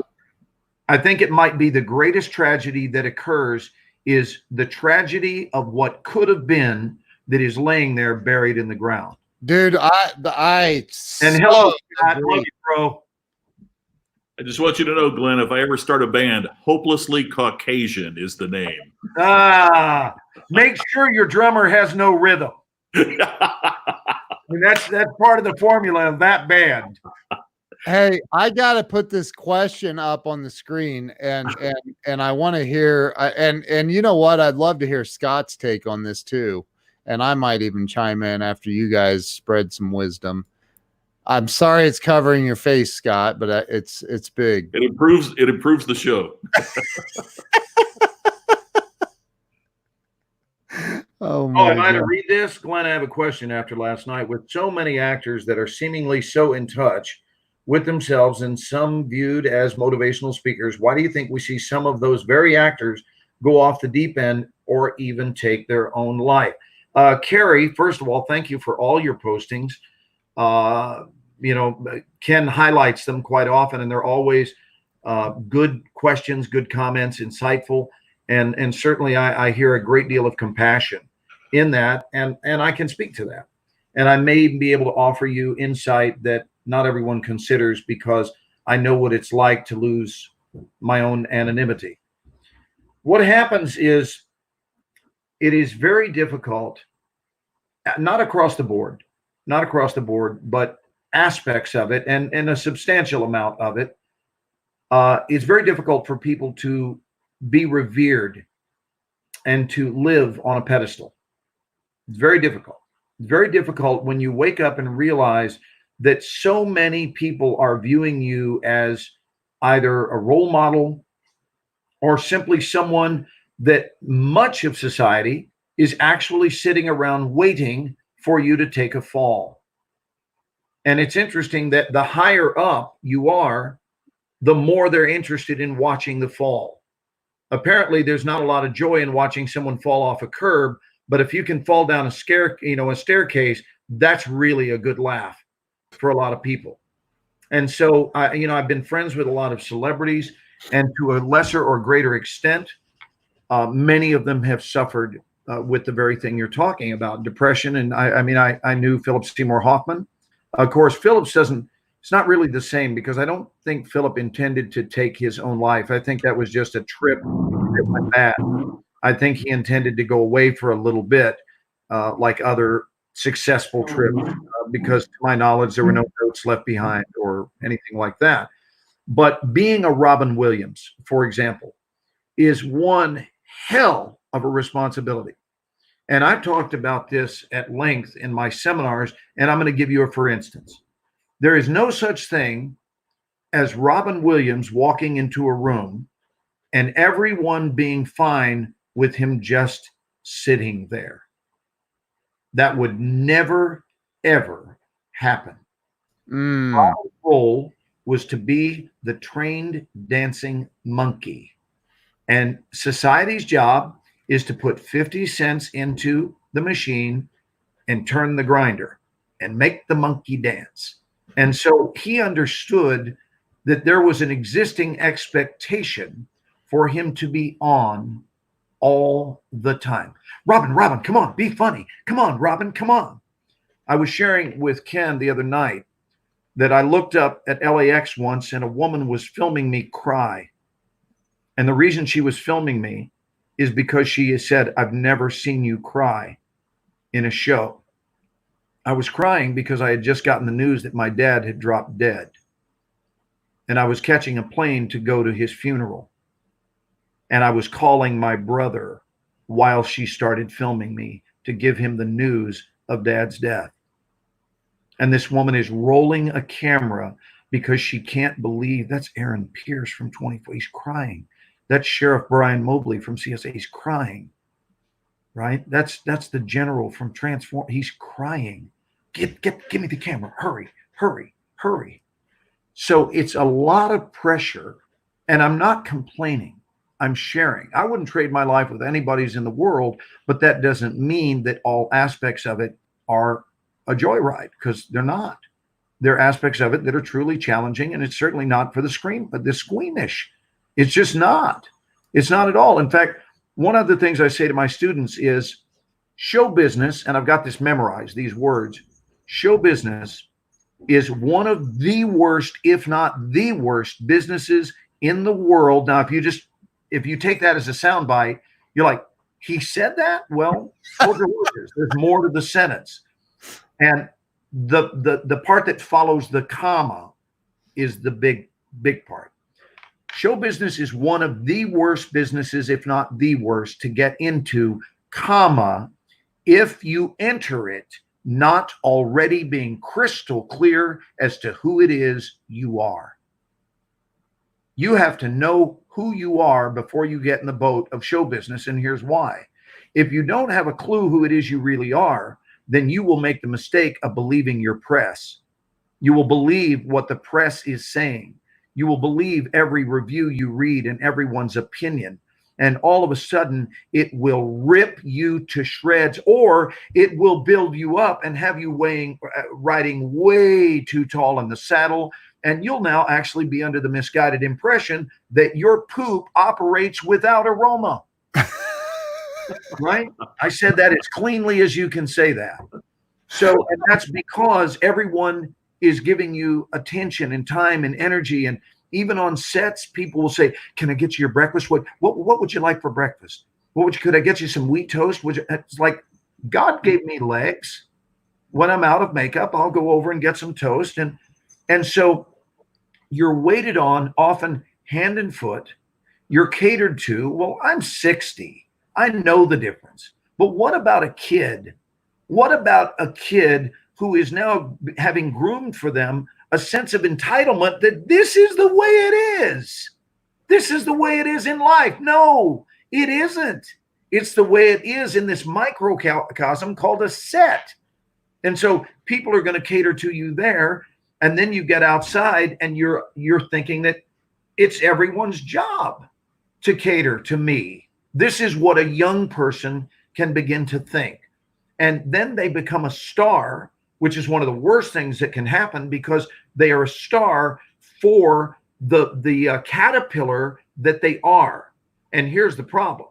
The caterpillar doesn't stay a caterpillar. So you're adorable, you're cute, you're a well-known child actor, and then you become a butterfly, and Hollywood has already chewed you up and spit you out. What are you going to do? Go answer phones at Sears as an encore? And I'm not knocking the Sears Corporation. What I'm saying is you've made millions of dollars, but you can't, I don't think a life is you just sitting around looking at the money you put in the bank. You got to do something. You got to do something while you're here. You got to be somebody. You got to think what's next. And already Hollywood's done with you. There are very few actors who mature from being child actors to successful adult actors. And so they have to choose another line of work. But my point is this: once you've had the world kissing your butt, where else are you going to go and maintain that if that's what you require of other human beings. So if you know who you are and you get the equality, you will never, ever, ever, ever look for anyone to kiss your butt at any time for any reason, simply put, because it's not their friggin' job. It's nobody's job to kiss somebody else's butt. So it's a dangerous business to get into if you don't have a real sense of self and you've tapped into and have a solid relationship with your core. And then you realize that most of what's being said, it doesn't matter. Is this making sense? Did I answer that thoroughly enough for you? Yeah, I'm not even going to comment on it now. Not a word. I have nothing to add to that. I can't. And so they don't know what to do. They get to their wits' end and they're realizing it's over for me, or I can't take the pressure anymore. I'm tired of walking out my front door and having, this is why you should go bald and be a character actor, because then the paparazzi doesn't care about you. I live here in Dallas. Nobody bothers me. I don't have photographers running around, but I also don't have an agent that is contacting the press to make sure that they're all over me. Right. And although I have a publicist, I seldom use them. And I'm not asking them to put me in every newspaper article and try to get some hype going, because I don't want that life. Right. I love my privacy, except when I'm with you dudes and we're out to the world, and I love this. Anyway, hopefully there is some increased sensitivity on the part of your audience now to understand that while it may seem enviable, like most things in life, it's not everything you might have fantasized that it would be. It includes psychological challenges. So, you know, maybe give the stars that lose their mind, maybe give them the benefit of the doubt. How would you feel if you woke up to the opinion of the world? How would you feel if you made a simple mistake? Because we all do. What if you made a poor choice? What if you made a blunder? I mean, raise your hand if you've made a blunder, guys. We've all made blunders. Here's the difference. If you're a plumber from Little Rock, Arkansas, they don't highlight your blunder. That's the big difference. The big difference is if you're an electrician from Cincinnati, it doesn't make international news if you made some mistake, even when you made a big one. Because the only people who know are the people in your immediate sphere of influence. You make one wrong move as a celebrity and the world knows. And it's embarrassing, and it is really tough to maintain perfection. Really tough, if not impossible. What is the world's obsession? Because, you know, and it's not just in America. In fact, I've heard that celebrities in Japan, for example, they go just crazy over there on a much, much bigger scale. What is the obsession with celebrities? I want to hear Scott's take on this. I will tell you that Japan was our #1 country for 24. So to your point, Ken. Oh, yeah, there was 24 was more popular in Japan than anywhere in the world. Have you been over there? That, buddy. What about celebrity and our obsession with it?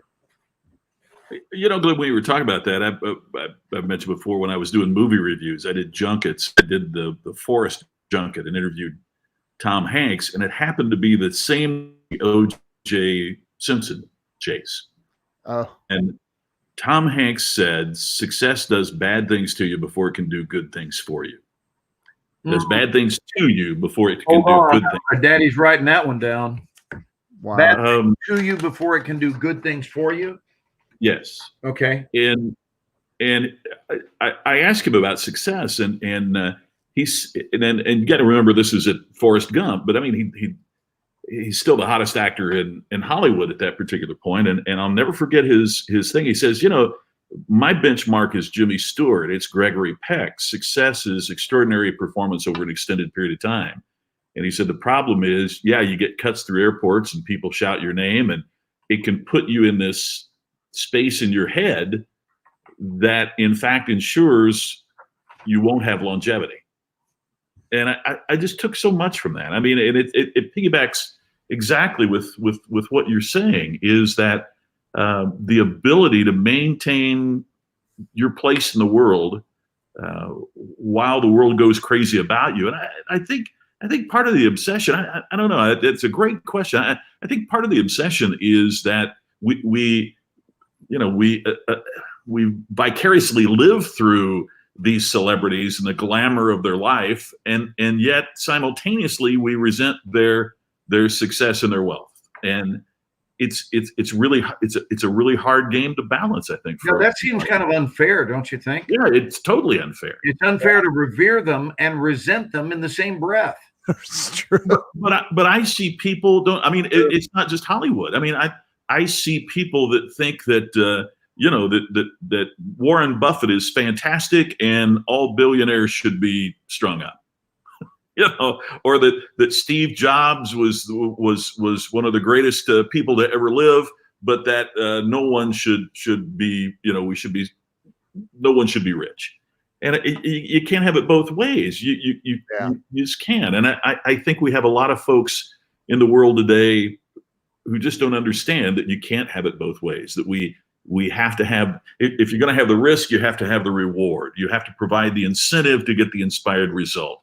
And yes, if we don't have that combination, we're going to lose a lot of the very things that have made the country great, not just in terms of the entertainment industry, but technology and government and everything else. I mean, I'm old enough that when I was a kid, every parent, would say anybody can be president.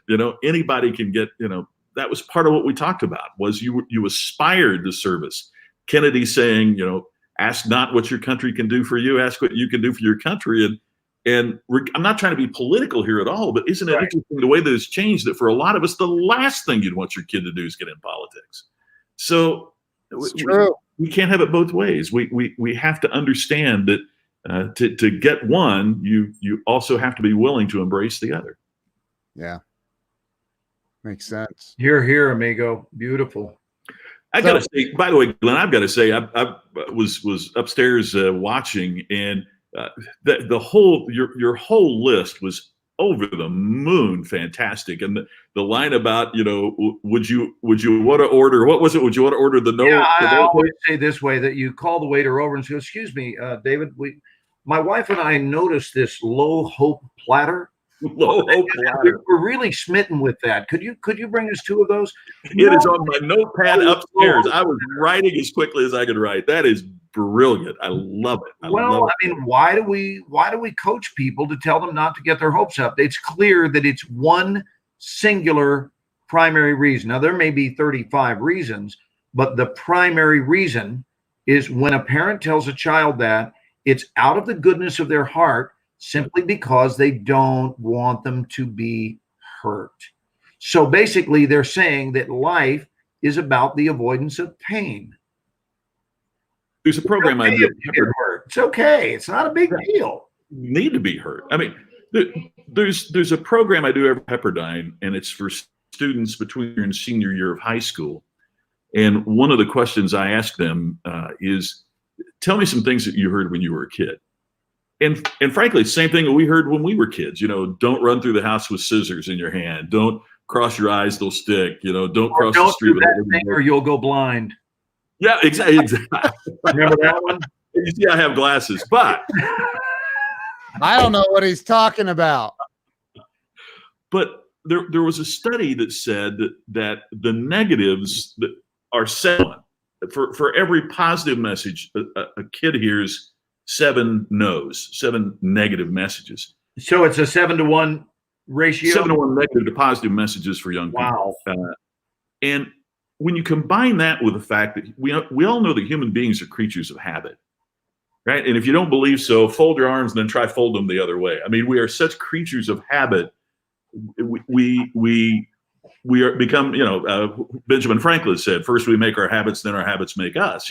So when you combine those two, is it any wonder that the immediate response of most people is the negative, because we're hearing it in abundance, and we are creatures of habit, so we become habitual about the negative. And it's exactly to your point, Glenn. And I was just taking copious notes upstairs when you were going through that.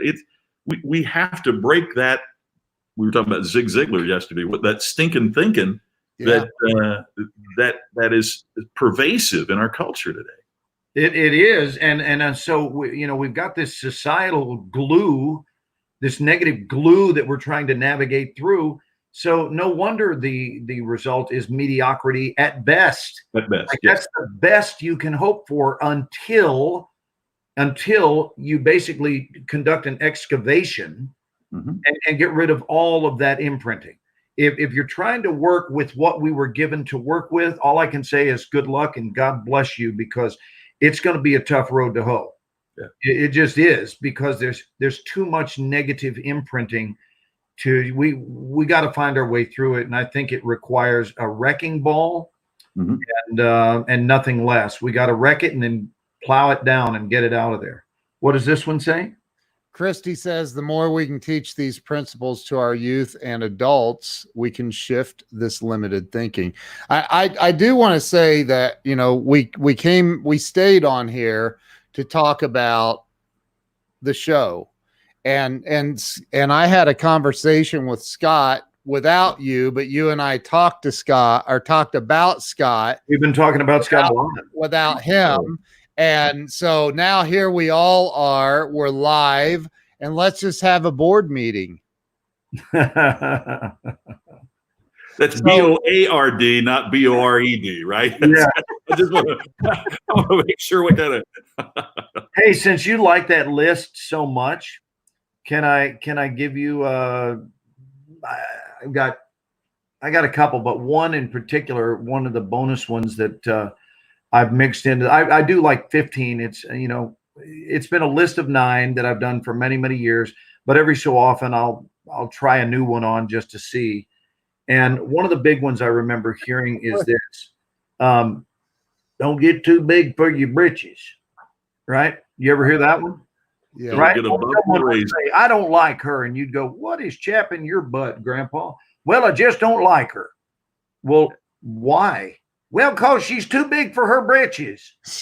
And that is an explanation for so many things. And I started breaking that one down and realized that here's what it is trying to get us to buy into. When we believe that phrase, that someone is too big for their britches, what that's really inviting us to co-sign is that there was only one pair of britches made for all of society. And that we are supposed to wear them and never outgrow them for this reason. Once you do outgrow them, if you do, in doing so, you will threaten the herd. You threaten the herd with your bigness. I encourage everybody to outgrow their societally issued britches. That does not mean your actual pant size. I'm not encouraging everyone to be overweight. I'm saying that the britches that society gives you, please don't commit to wearing those your entire life. Please decide on your own time and in your own way what you would like your emotional and spiritual waistline to be, your waistline in consciousness, if you will, and be as big as you want to be. Don't base it on the chronic opinionitis of society. Don't do that. Do it on what your soul is telling you to do. And I happen to believe that there are many different britches made of all different shapes and sizes and styles. And me choosing the one I chose or choose should not need to be offensive to you. But the reason it is, this, I offer this explanation in the program too. And all of this was not on a whim, brother. It's called research. Yeah. And research over a long period of time, so that I'm garnering a view from the macro and not just the micro or a moment. And I go, well, I certainly have an opinion about that. Well, why don't you put it on hold, Glenn, and wait and see if it's still true over time. This one has held the test of time. It stood the test of time. And that is this: I've noticed that people do want you to shine, Scott. I think people do want us to shine. They want each other to shine. They want you to shine. However, and this is the big one, I've noticed that they do not want you to outshine.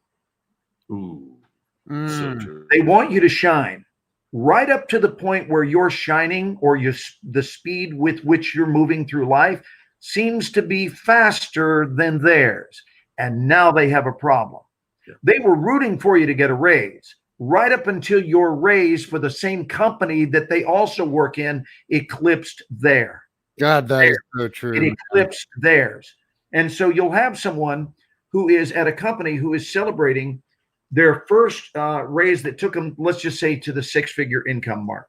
So they had been making $85,000 for a year for many, many years, and all of a sudden they get a raise, and they're now making $110,000.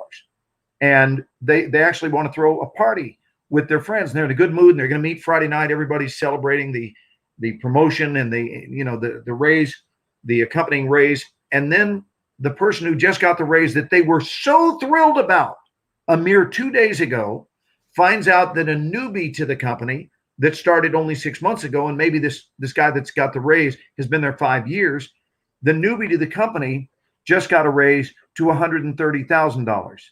And now, instead of being happy for themselves, they're pissed off. Yep.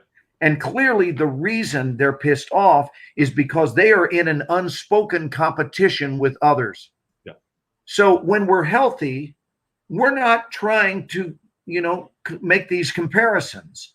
We are happy and we celebrate the good things that occur in not only our own lives, but we celebrate the victory of others. And I got to tell you, every successful person I've known, one of the things that they healed within themselves is this rule of competitiveness. And instead, they see their brother and sister's victory, meaning their spiritual brother and sister. There is no victory, Scott, that you can experience that will threaten me.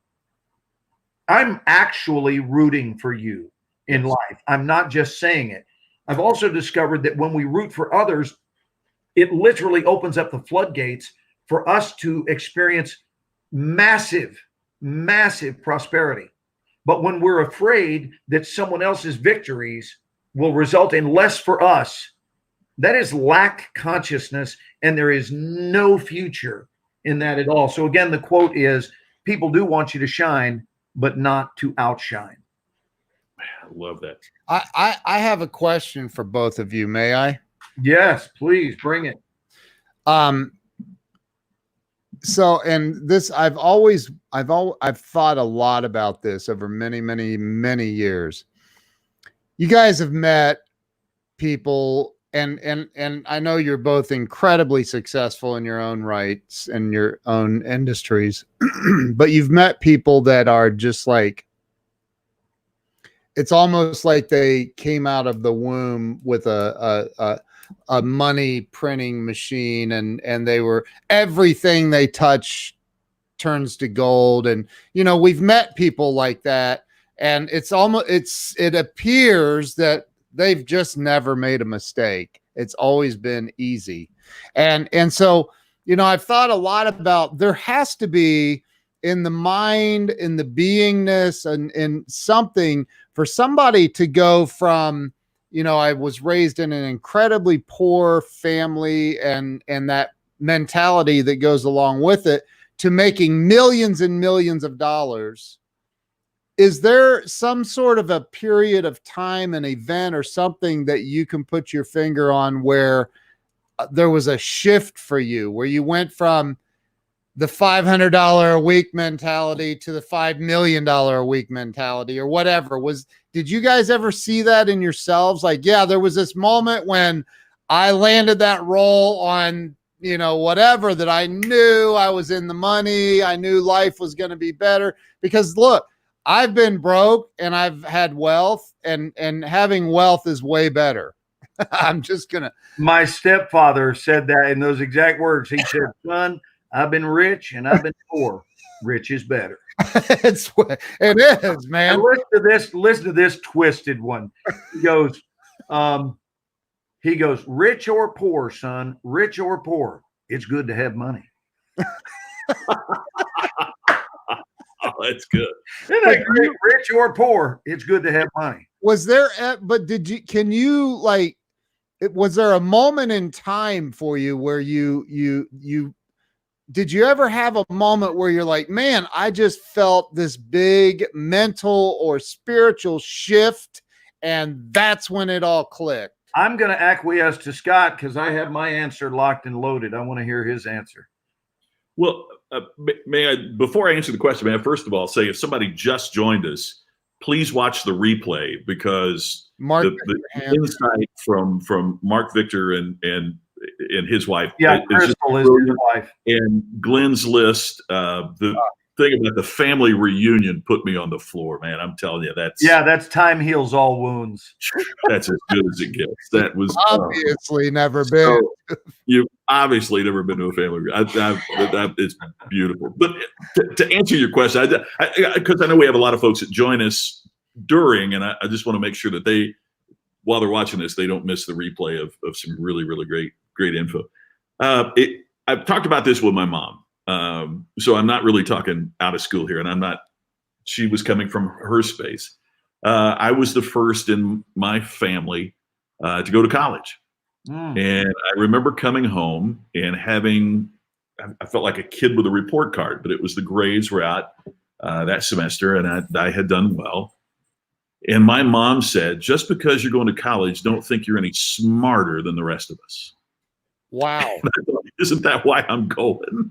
I mean, isn't that wow. Is that kind of the purpose of this?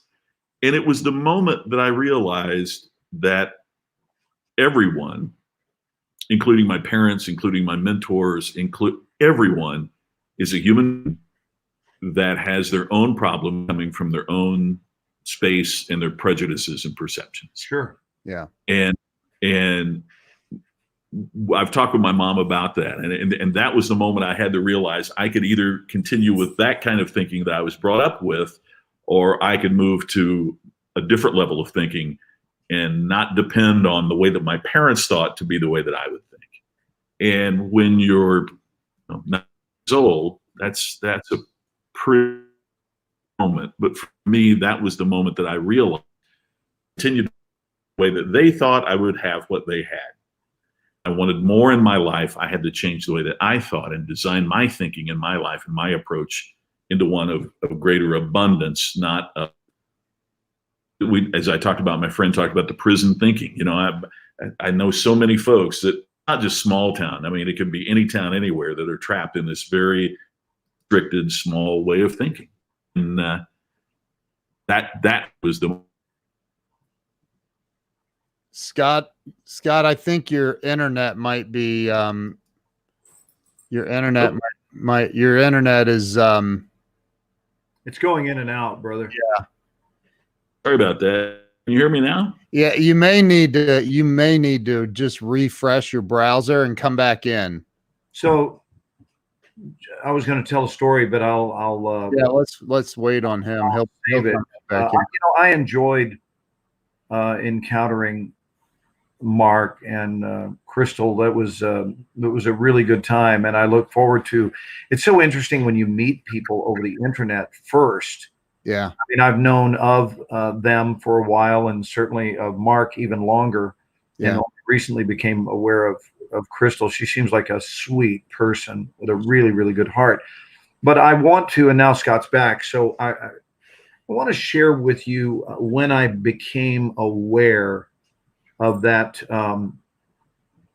people want you to shine but not to outshine moment, because I remember it. I remember exactly when it occurred, and it occurred in my senior year of high school.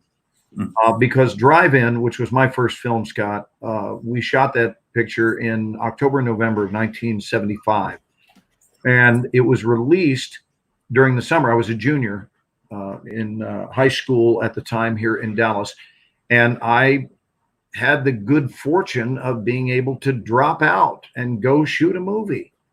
Who gets to do that as a senior in high school? I officially dropped out, explaining to them, I'll be back, but I'm going to go do the lead in a movie.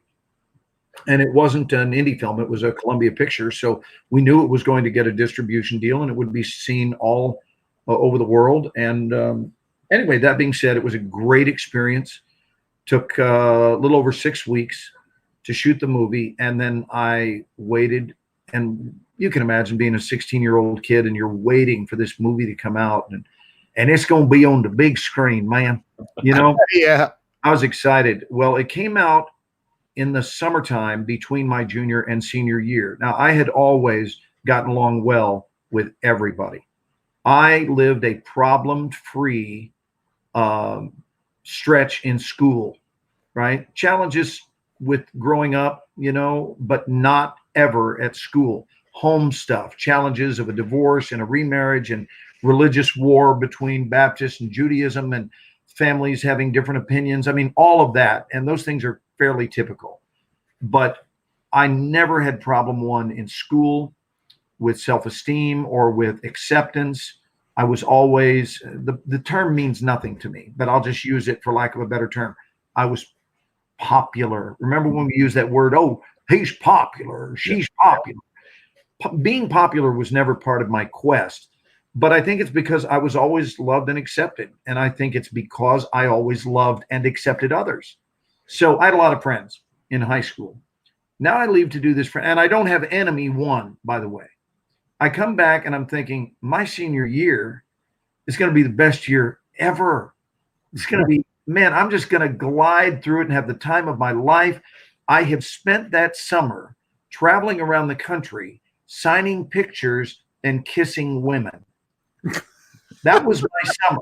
And frankly, I decided that this is a lifestyle that works for me. I tried my damnedest to find something wrong with it and came up with nothing. There was nothing wrong with this. And I got back to my school and I was shunned by the majority of the students. Wow. Shunned.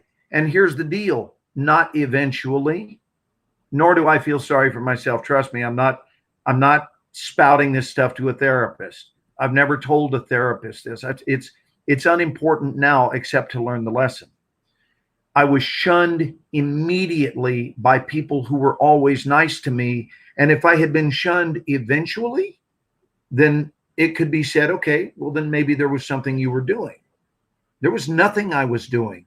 It started day one, the moment I go back. So maybe this will harken back to be an additional insight into what it's like to lose your anonymity, because there were many students, and I don't dislike them. You know, you quoted the Bible, Ken, the other day when you said, Father, forgive them for they know not what they do. I'll put this in that category, but I at least noticed it. And what I noticed is that I had gone off and dared to do something that was important or special or significant. And here's the deal. It was a little bit different than what others had done in their summertime, right? And in their mind, and it's really clear, you really got to hear this, in their mind, not in mine, in their mind, they thought of it as, oh, you just think you're all that in a bag of potato chips, man. You're out there doing all that Hollywood stuff. And I got the nickname Hollywood, which, by the way, I hated and still hate to this day. I think it's a derogatory term to say, oh, he's gone all Hollywood. First of all, how would you know if I've gone all Hollywood? You haven't seen me. You haven't heard me say a word since I got back. So here's what happened. And I'm remembering it from that mindset of when I was a kid. Now it doesn't mean anything.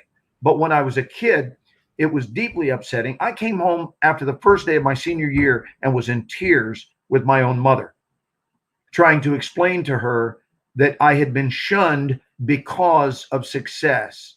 Now, what I would later go on to understand is that there is no successful person on the planet that hasn't experienced this dynamic, that it is par for the course. And now when I'm coaching people, I tell them, you'll know you're doing good in life when people start getting pissed off about it. Yep. It's one of the telltale signs. And so, you know, I guess being the captain of a football team was the biggest thing you could do in those years. Like if you were the star of the football team, because Texas is big on football.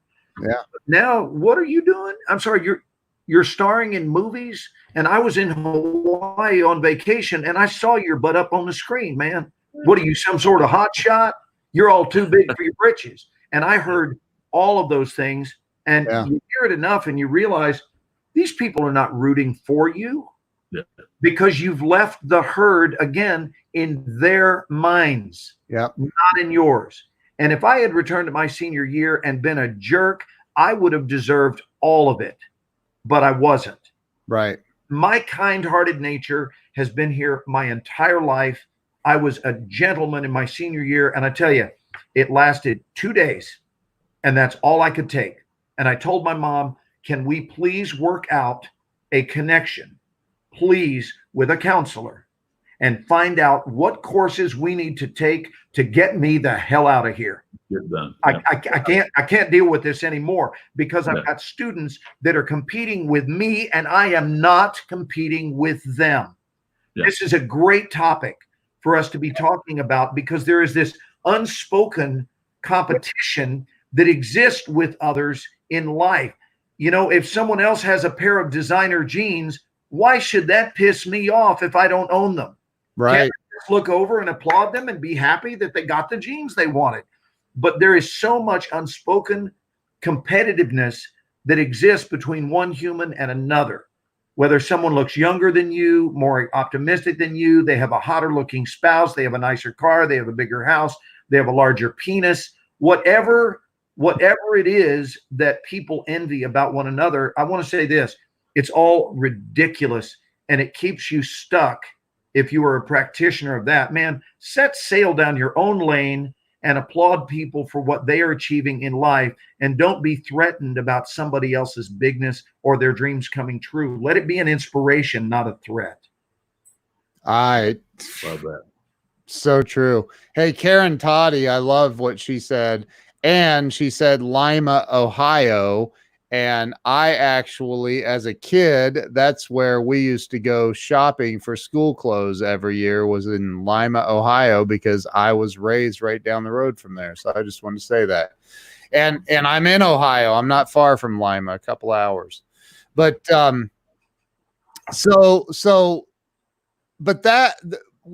still, again, there was no moment that you described where you had that shift in mentality, or did you say, well, yeah, there was this moment where I just knew now I'm on my way. I've made it. Or that was the moment that I got that counselor to get me into a different program, which was called the TAG program. It stood for Talented and Gifted. Okay. And they were giving us a chance to be in school half a day and actually practice our profession the second half of the day. And I did that my whole senior year. And they graduated me in February instead of May. So I was released from the prison 3 months early. Wow. Because it felt like a prison. I didn't even attend my own graduation. And that was why I felt ostracized. There's the word. I felt ostracized for being successful. And I can tell you, I can handle that stuff as a 60-year-old man. Very tough to handle for a 17-year-old. And, you know, we mentioned earlier about things that could lead to suicide. That was one of them. Yeah. And suicide was never an option for me. But I'm telling you, if I had a propensity or a leaning toward that in any way, if I had had a drug or alcohol problem in those years, if I wasn't practicing, I had great coaching from my parents. Yeah. If I didn't have those rocks, those stable structures to stand upon, I can see that producing a suicidal outcome. Sure. Because we all want, at the end of the day, don't we kind of want to fit in down here on planet Earth? Yeah. We want to be loved. We want to be received. And we want to connect with people. We don't want to live life alone and disconnected from the entire human race. So if people are shunning you, that hurts. Yeah. And they don't only shun you because they think your chin looks weird, or they make fun of you because your eyes are crossed, or they think you're too short or too large. They make fun of you if you succeed. That's crazy. There's punishment tax for success. It's insane. It's insane. Didn't stop me. Good. It served as fuel in my gut. I just went, okay, so I need to convert this from injury to fuel. Yeah. And just not let it derail my train. That's all. I think it's a mental decision. You have to create an override and decide, I'm sailing this ship, whether you're with me or not. I don't care if you're on the dock applauding. I don't need your applause. Yeah. I'm setting sail with what I know to be my truth. What are some of these comments tonight, Ken? Well, I there's one that Carrie Lynn Carter put in a little bit ago. I looked for it. It's way up. It's way up here somewhere. I'd really like to pop that one back up again. Oh, my buddy Vance Sparks is here with us tonight, or at least he was a while ago. Wow. Hey, Vance. Yeah, we've had a lot of amazing people on here tonight, but I think we're at 2 hours and 4 minutes. It's safe to wrap this up, but I do want to talk Hey, about. Ken, I got to tell you real quick. Excuse the interruption, but I mentioned on my show today that Glenn was going to be joining me on Thursday. I do a live Facebook Live at 3 p.m. Eastern, noon Pacific. And immediately one of the people that watches on here goes, "So you're going to be going long on Thursday, you're telling us." Yeah, everybody knows me. I'm only on about 20 minutes. And I said, yes. And the guy posted, great, because I was looking forward to it. Well, and if you want to, we could really blow people away and honor a time limit, Scott. I think to try to shatter a Guinness Book of World Records and do a 30-minute show and just honor it. We could do that. It's kind of funny too. This guy is a professional gambler, and he said, he even texted me. He said, "I think we're going to establish the over/under on how long." So he's betting the over. Yeah, he's taking the over. Here's what Carrie says right here. Oh, okay. You want me to do it for you? Yes. I'm gonna do it for you right now. School Scott on vocal warm-up exercises. You've never heard the vocal warm-up, have you? No. Ken? No. Okay, so we do this before class, and we haven't done it with our online classes, but we will. We'll get this back in. Right now, we're still adapting. But every week, part of our vocal warm-up is this. Trinidad and the big Mississippi and the town Honolulu and the Lake Titicaca. The Popocatépetl is not in Canada, but rather Mexico. Canada, Malago, Remedy, Brindisi. Canada, Malago, Remedy, Brindisi. Canada, Malago, Remedy, Brindisi. Canada, Malago, Remedy, Brindisi. Yes. Tibet. Nagasaki, Yokohama. Here we go. What to do to die today at a minute or two till 2. A thing distinctly hard to say, but harder still to do. The beat it to 2 at 20 to 2 with a rat-a-tat-a-tat-a-tat to 2, and the dragon will come when he hears the drum at a minute or 2 till 2 today at a minute or 2 till 2. Bebop, bebop, tee tee tee, bebop, bebop, tee tee tee, bebop, bebop, tee tee tee, sa, bebop, bebop, tee tee tee, bebop, bebop, tee tee tee, bebop, bebop, tee tee tee, sa. Aluminum linoleum, toy boat, red leather, yellow leather, red leather, yellow leather, red leather, yellow leather, red leather, yellow leather, cinnamon, unique New York, woo war, whoa wow, woo war, whoa wow, woo war, whoa wow, woo war, whoa wow. Holy oh my gosh, that is unreal. Are you kidding me? I can teach you to do that in one day, my brother. I am on it. I'm telling you, I can't. I would be lucky to do toy boat. Toy boat. Brilliant. Oh my Lord, that's fantastic. Isn't that fun? And here's what's great. You've got 25 people in a big circle who are all doing it in unison. Oh my gosh, are you kidding me?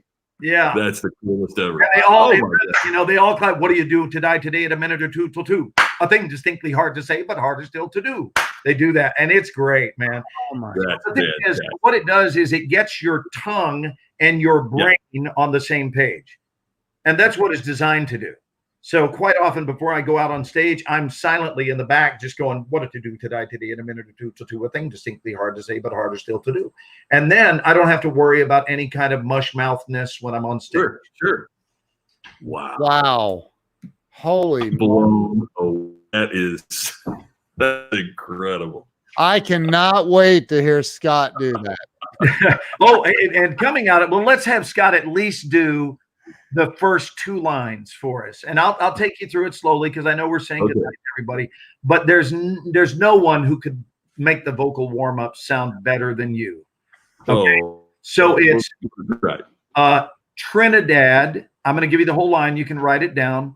Trinidad and the big Mississippi and the town Honolulu and the Lake Titicaca.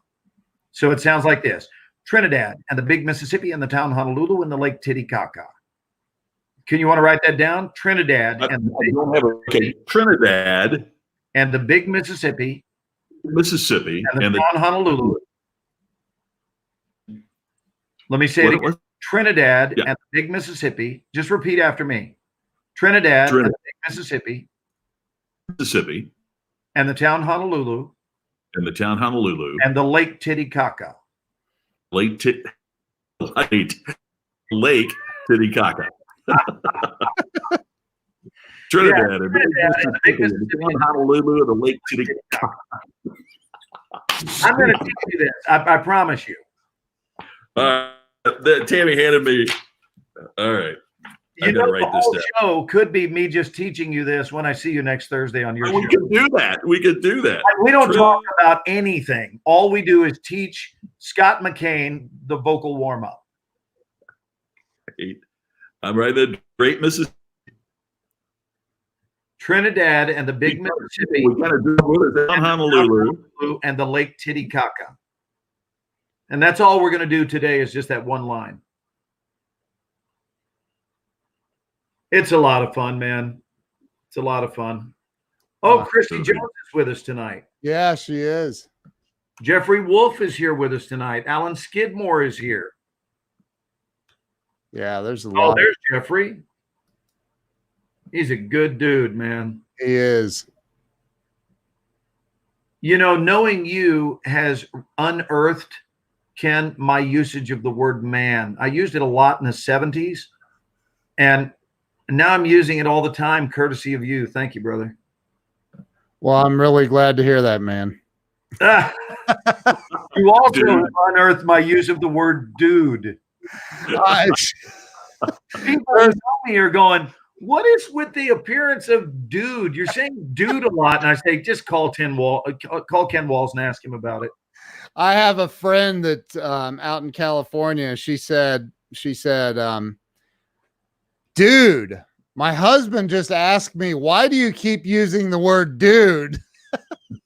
Right. So I want to ask your female audience members, because I really need some light shed on this. Why do women call each other dude? I thought that was a male term. It turns out I'm wrong, because my students will say that to each other. They'll go, dude, listen, what's up? It's like, I thought dude was a gender thing. And I think I'm wrong, though, Scott. It's been appropriated. Yeah. Okay. Their terminology has been appropriated. Scott, you ready? Language, Glenn, Trinidad and the Great Mississippi. And the big Mississippi. Big Mississippi. Trinidad and the Big Mississippi and the town of Honolulu and the Lake Titicaca. That's it. Trinidad and the Big Mississippi and the town of Honolulu and the Lake Titicaca. Let's hear it, Scott. Trinidad and the Big Mississippi and the town Honolulu and Lake Titicaca. And do it one more time. Trinidad and the Big Mississippi and the town Honolulu and Lake Titicaca. See, that's how great that is. You got it. Oh, that is so cool. You know, we'll do it. We're not doing it. Kind of people. We'll FaceTime each other live. We'll just talk, not go live, but we'll talk, and I'll teach it to you. Man, I'd love that. I'm going to turn to Tammy at 3 a.m. We'll both wake up, and I'm going to be doing that in my dream. All right, do this one with me. What's it about Honolulu that you were talking about in your sleep? With me, which is much shorter, and you can do the whole thing, and you'll have it memorized. Betty, you do it with a British accent. You ready? So it's Betty Batter bought a bit of butter. Betty Batter bought a bit of butter. Very good. Bought a bit of butter. Right. Betty Batter bought a bit of butter. Betty Batter bought a bit of butter. Yeah, but not a hard American R. Betty Batter, not batter with a hard R, but batter. Betty Batter bought a bit of butter. Okay, you ready? Bought a bit of butter. Line 2 goes like this. Betty Batter bought a bit of butter, but she says this butter's bitter. Betty Batter bought a bit of butter, but she says this butter's bitter. Good. Betty Batter bought a bit of butter, but she says this butter's bitter. Betty Batter bought a bit of Betty Batter bought a bit of butter, but she said this butter's bitter. Okay, so here's the third line in succession. Betty Batter bought a bit of butter, but she says this butter's bitter. Butter, bit of better butter. So it's butter, bit of better butter. Betty Batter bought a bit of butter. Do the one out. Butter, bit of better butter. Butter, bit of better butter. Butter, bit of better butter. Butter, bit of better butter. Makes this bitter butter better. Makes this bitter butter better. And the whole thing together sounds like this when put all aligned. Betty Batter bought a bit of butter, but she says this butter's bitter. Butter, bitter, better. Butter makes this bitter butter better. Isn't that fun? Betty Batter bought a bit of butter, but she says this butter's bitter. But a bit of better butter makes this bitter butter better. Oh my God. So we do all of these, and by the time we're warmed up, man, we are ready to rock. Wow. So good. You're going to learn them, Ken, by coming to the class. I'll go ahead and say good night. I love you, dudes, and we'll talk. And I'm looking forward to being on your show. I'm doing both of your shows next week on the same day. But we didn't talk about our show, you guys. Well, let's do that. You're the one who was unplugging. I just said let's talk about the show. Go ahead. Will you talk about it? I want you to talk about it. Or maybe we should have Scott with his magical voice. Well, have we decided on a time? We were. Can you and I were talking about Sunday nights? Is that? And that's good for me too. So we are looking. If you're still watching, you are seeing the earliest stages. In fact, the second official outing of doing a weekly show instead of just when we get in the mood, which is frankly what we've been doing for the last 3.5 weeks. Yeah. And it is during that time that we've had several people come through, and all of a sudden Scott McCain came through. And just like in casting, it's no joke, Scott. Here's the way casting works. You know when it walks in. Oh, man. That's how casting works. So you've got this idea. Is it too late to take acting class? Weldon, no, it is not. And if you're serious about it, you can join us as early as this Monday online. So I'll give you that info. First of all, you can get it from Ken because I'm sure he's got your digits and so forth. Yep. And he'll tell you how to reach me. I teach 4 classes Monday and Tuesday. Please join us online. Yeah. Via Zoom, and it's wonderful. Anyway, so what they have is it's called a breakdown, a casting breakdown, which is a mental outline of what they envision the character to be. But it's not concretized in any way, shape, or form, right? They just are sending, we think it's this. And then what happens is it walks in. And it's not exactly as they had written it, but it still is it. And everybody knows it. And you look and go, that's even better than what we wrote. Yeah. That's our vision plus something. And that's who winds up getting the job. So you came in as we were formulating this idea of doing a show. And, it's not just your golden voice, which everyone, comments and praises your voice, but I had several people who wrote to me praising your energy. Oh, thank you. Several people.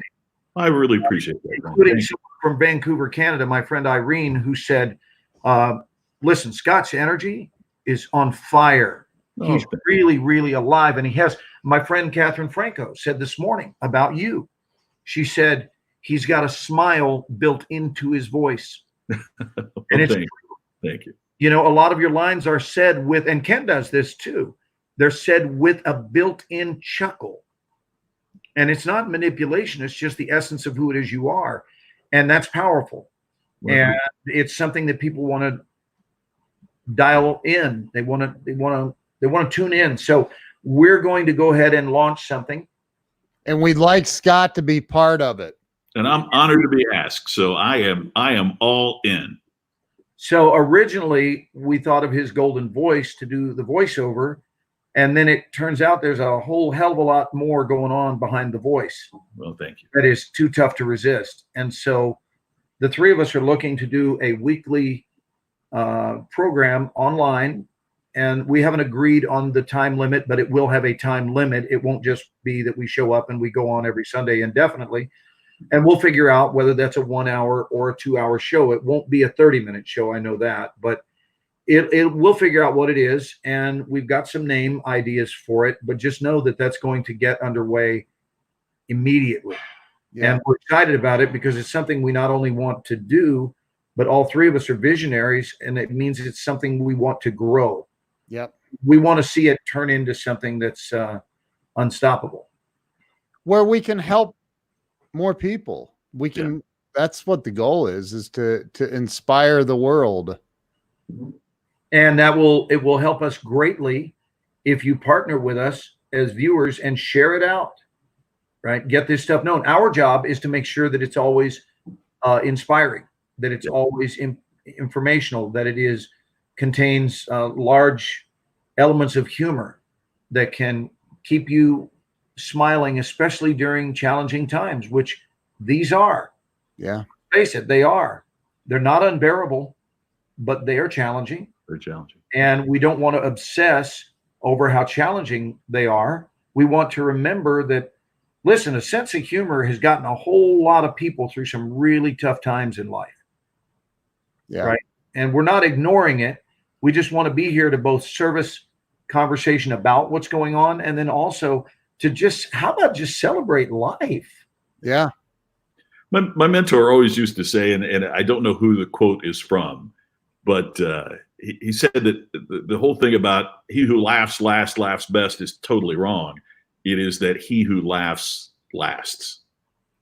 And I think that is so true in this time, that he or she who can find humor in the challenging situations are the people who are going to make it to the other side. It's they are the people who are going to be resilient in these times. And that's what I'm really excited about. I mean, first of all, I just love the heck out of you guys. And it's so great to think that we have a time each week we're going to get together. But if we can bring that message and help people become more resilient in this challenging period, what a great privilege and what a great opportunity. And laugh. And laugh while we're doing it. So Glenn, I'm just going to be transparent. And Glenn called me 3 nights ago, or we were on Zoom, and he said, look, I know we've kind of joked about doing a show and talked a little bit about it, but I want to do a show with you. And I was like, really? Like, I was like, I'm honored, man. I'm unbelievably honored. And so we started talking about it, and then Scott comes on, and I already knew Scott, but like after, was it last night or the night before? My days are run. What day is today? Yeah, it was about 3 nights ago. Yeah. And somebody's knocking on the door. Oh, look, daughter. Yeah. It's your daughter who the world has gotten to know. Yes. It's beautiful. I think your daughter should be a supporting cast member. And we, every night on Sunday evenings when we're winding down, we know the show's almost over when your daughter comes in to kiss you goodnight. Yeah, she's not going to bed yet. No way. I want to say something to the audience right now. I want to ask, because we've got a lot of friends on, and we have some people that we don't know, some we've never met.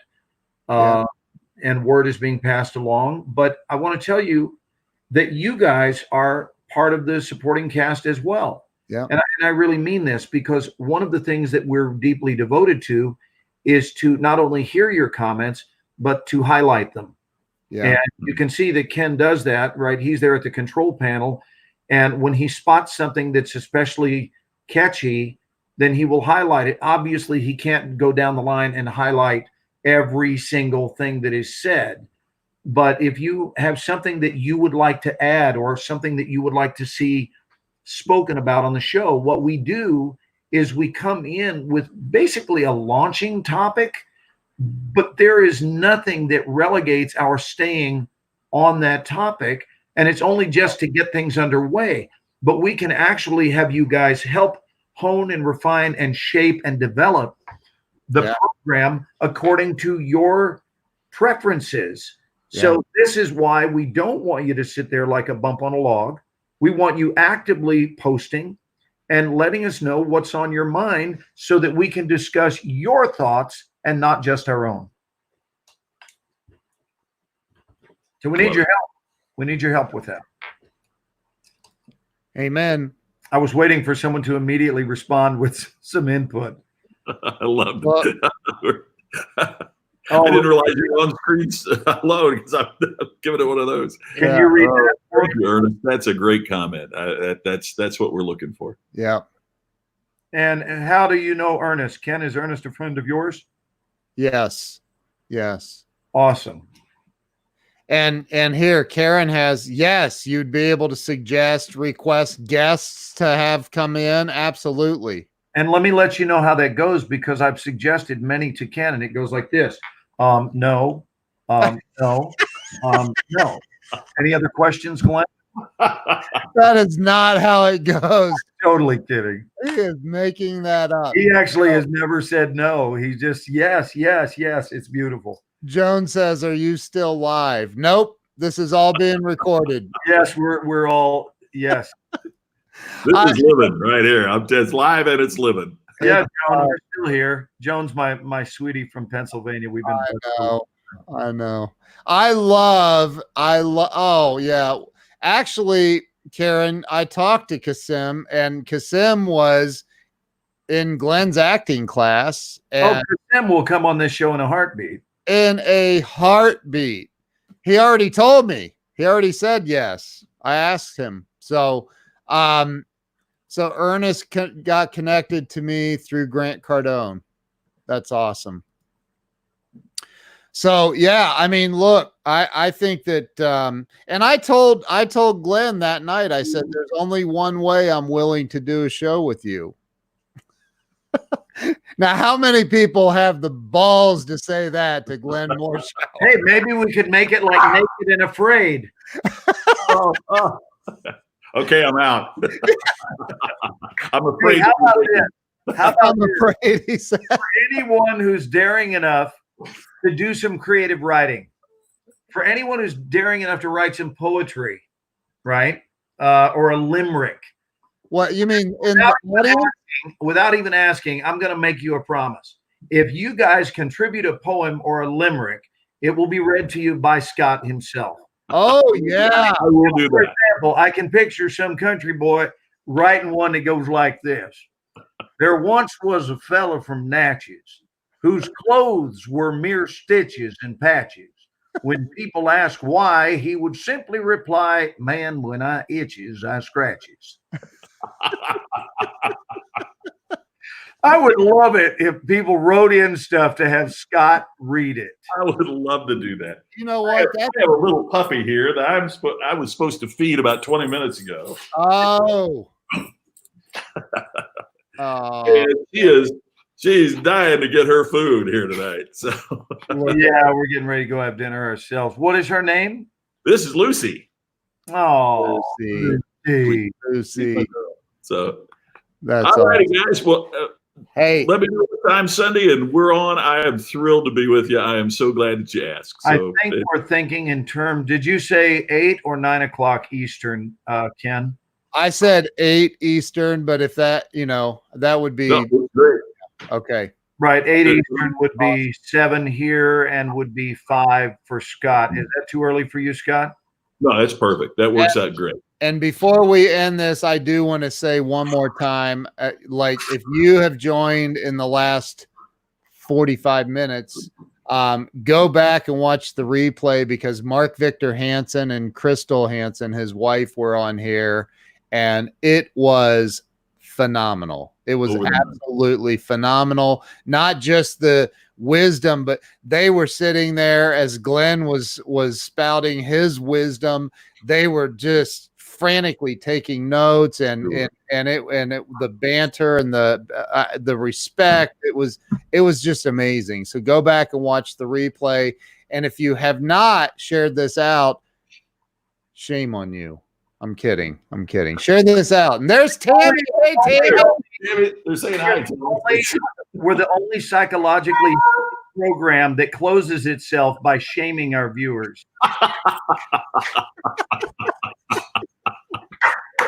Love it. You guys have a blessed week. It's a pleasure talking with you really soon. Hey, thank you. Don't hang up, guys. I'll see you guys later. Thank you.